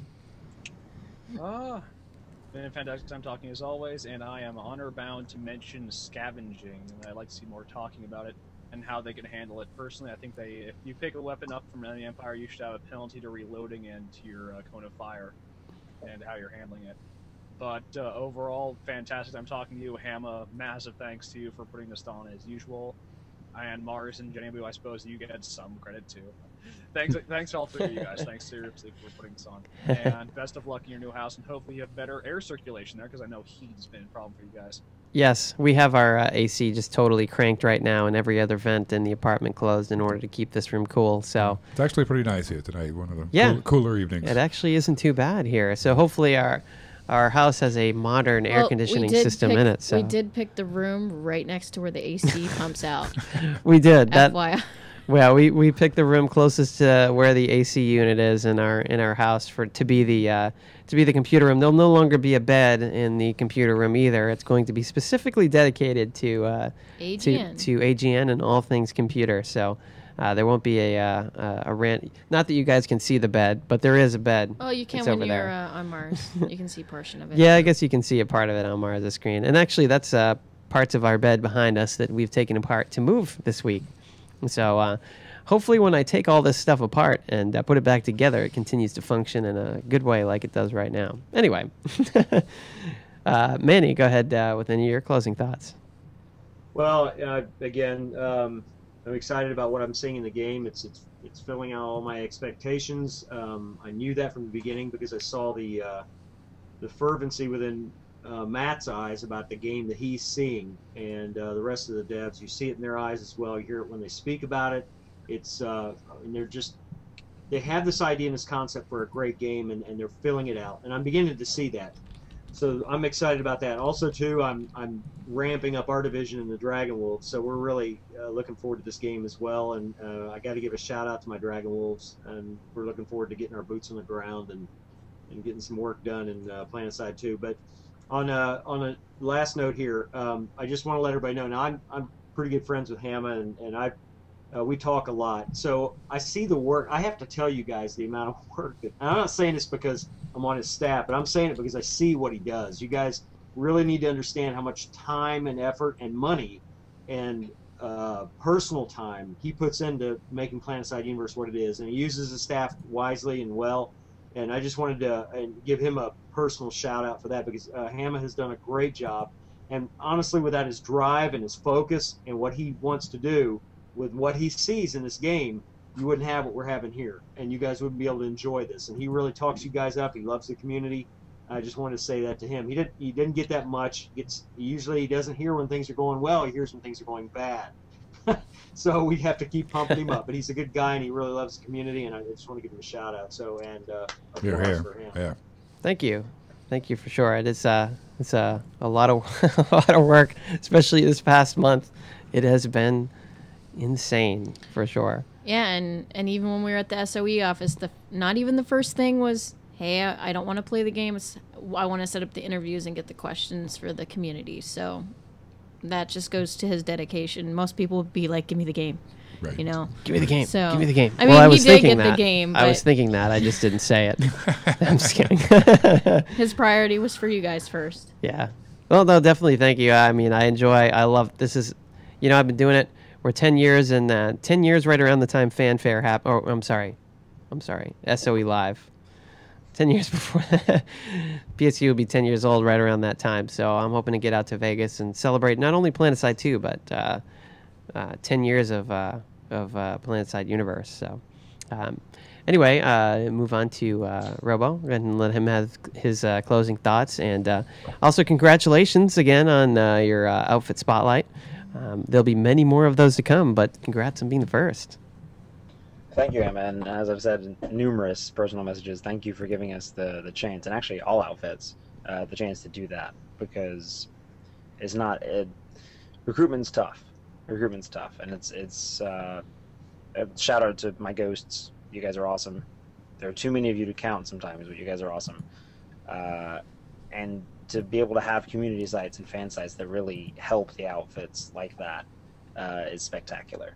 And it's really useful, not just useful. I'll just go back to spectacular. That's a better word. The support that you guys are giving us and every outfit, because at the end of the day, the outfits and the fan sites and everyone else are what bring the community together. This isn't a community of individuals. It's a community of groups that have individuals in them. It's a group thing. So we've all got our outfits. We've all got the people we play with. And that's what PlanetSide 2 is about.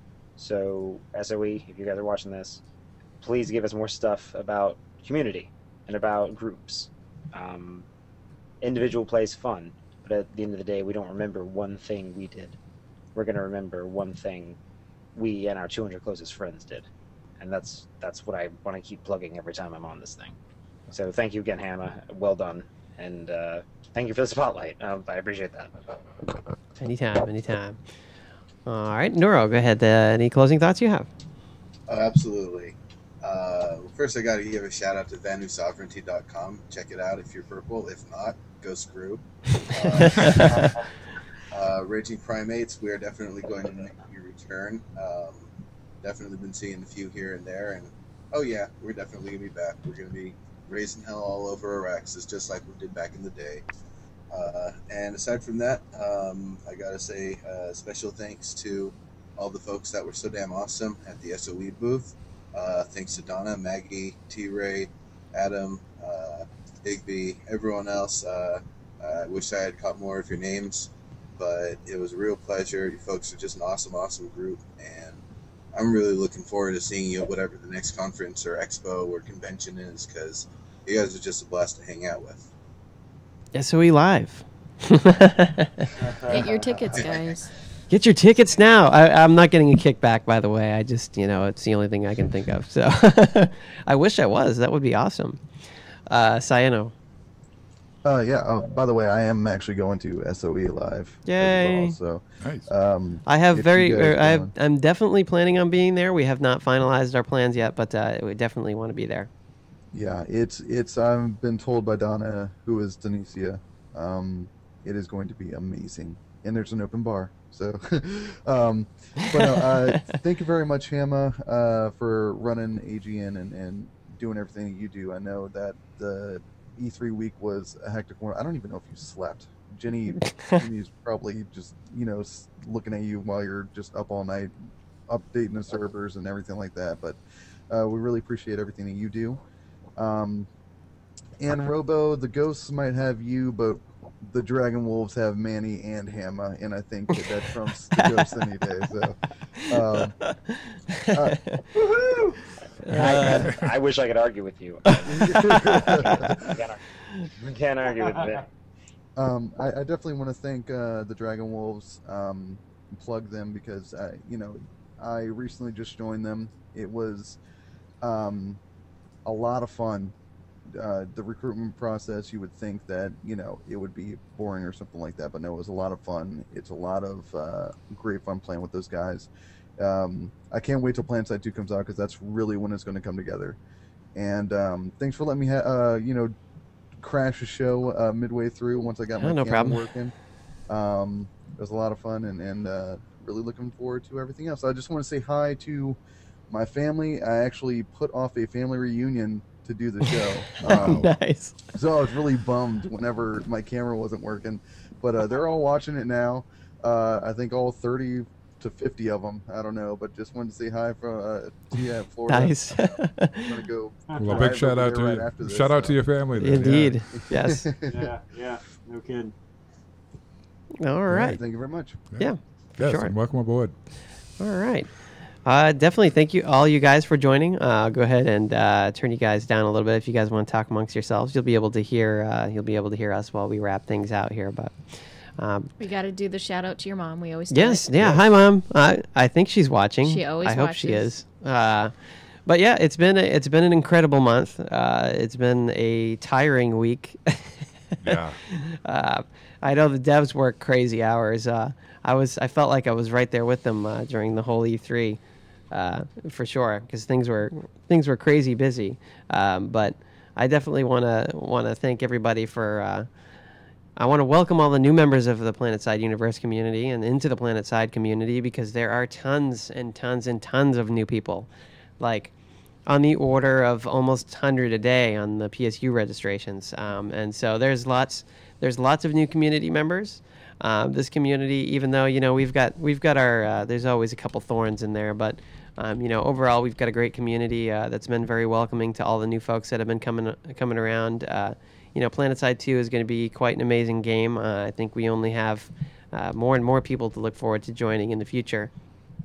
And so, I definitely want to thank everybody for coming around and registering on PSU. We've shattered all network records, visit records, all kinds of stuff. And remember, if you want to be part of the panel next time, when we announce it, send Hammer or Marsman a PM. Yeah, definitely. Let us know. Just because you're new doesn't mean you don't have your voice shouldn't be heard. That's right. Well, let us know right away as soon as I post it, because if you wait, you're not going to get in. Right. This is what happened this time. So these guys are always very persistent in getting on, and so they get in pretty early, and we usually announce 2 to 3 weeks ahead of time. Whether or not we're going to be, or when we're going to be doing it. And so do make sure to get in your application. Like I said, I do want to do more of these. We'll see what happens. That is the plan. Whether or not it actually occurs or not is I'm not entirely sure. You know what I'm hoping for is after they announce the official beta. Yeah.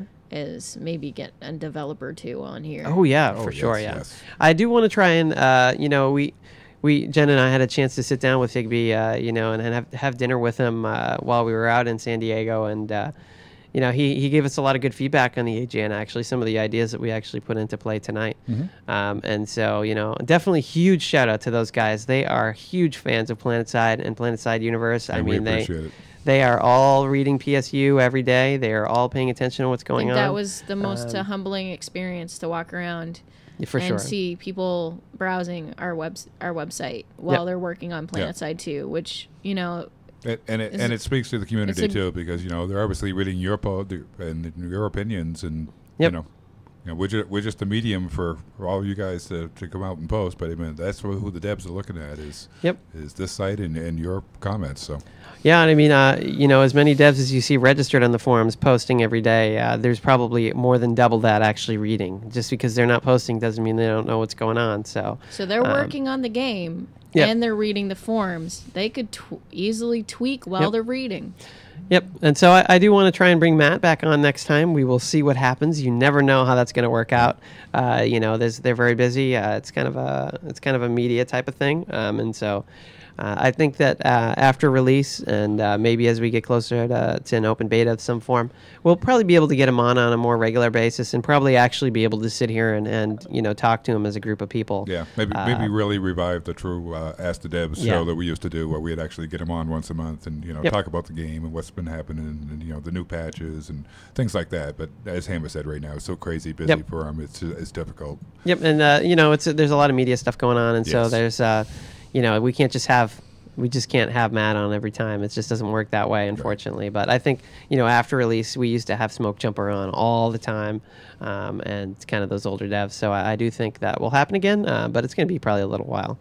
But anyway, one last final thanks to the community, to TotalBiscuit as well for kind of getting the word out about PlanetSide Universe. Definitely. And congratulations to all the Sony team for just an incredible E3. I mean, they took all kinds of awards. And hey, they put out a demo. The server didn't even crash. I mean, that's pretty unprecedented for an alpha to sit there and run those 3 days, and all those people pounded on it and didn't even have a server crash. So yeah, for sure. Very impressive. Congratulations, guys. You did well. Yeah, definitely. Awesome job to all you guys out there. You put on quite a show. You did a great stream, which was a huge, awesome idea that I haven't ever seen done before. And so I think that was a huge thing that helped get PlanetSide 2 out there in more mainstream.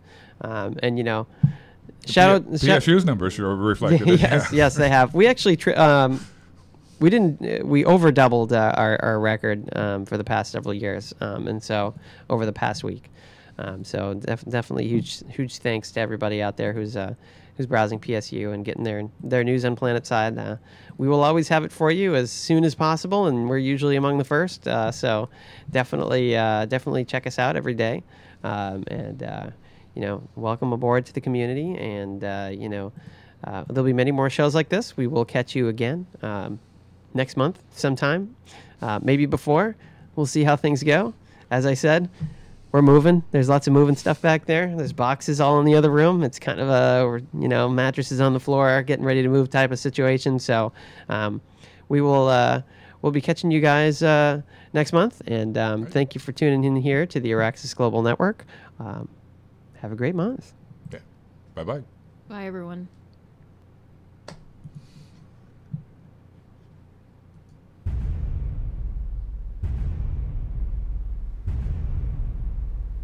Rebellion has devastated my home, but unity, loyalty, these give me the strength to fight.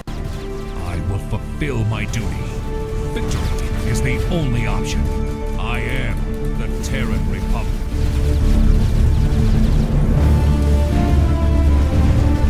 The barbarians that stand in our way are lost, ignorant, doomed. They fear the truth and shackle themselves to the corpse of a dead age. I am the Vanu sovereignty. No one has the right to control me. I won't bow down to tyrants and despots. Anyone that tries to pry away my liberty will pay the price. I am the new conglomerate.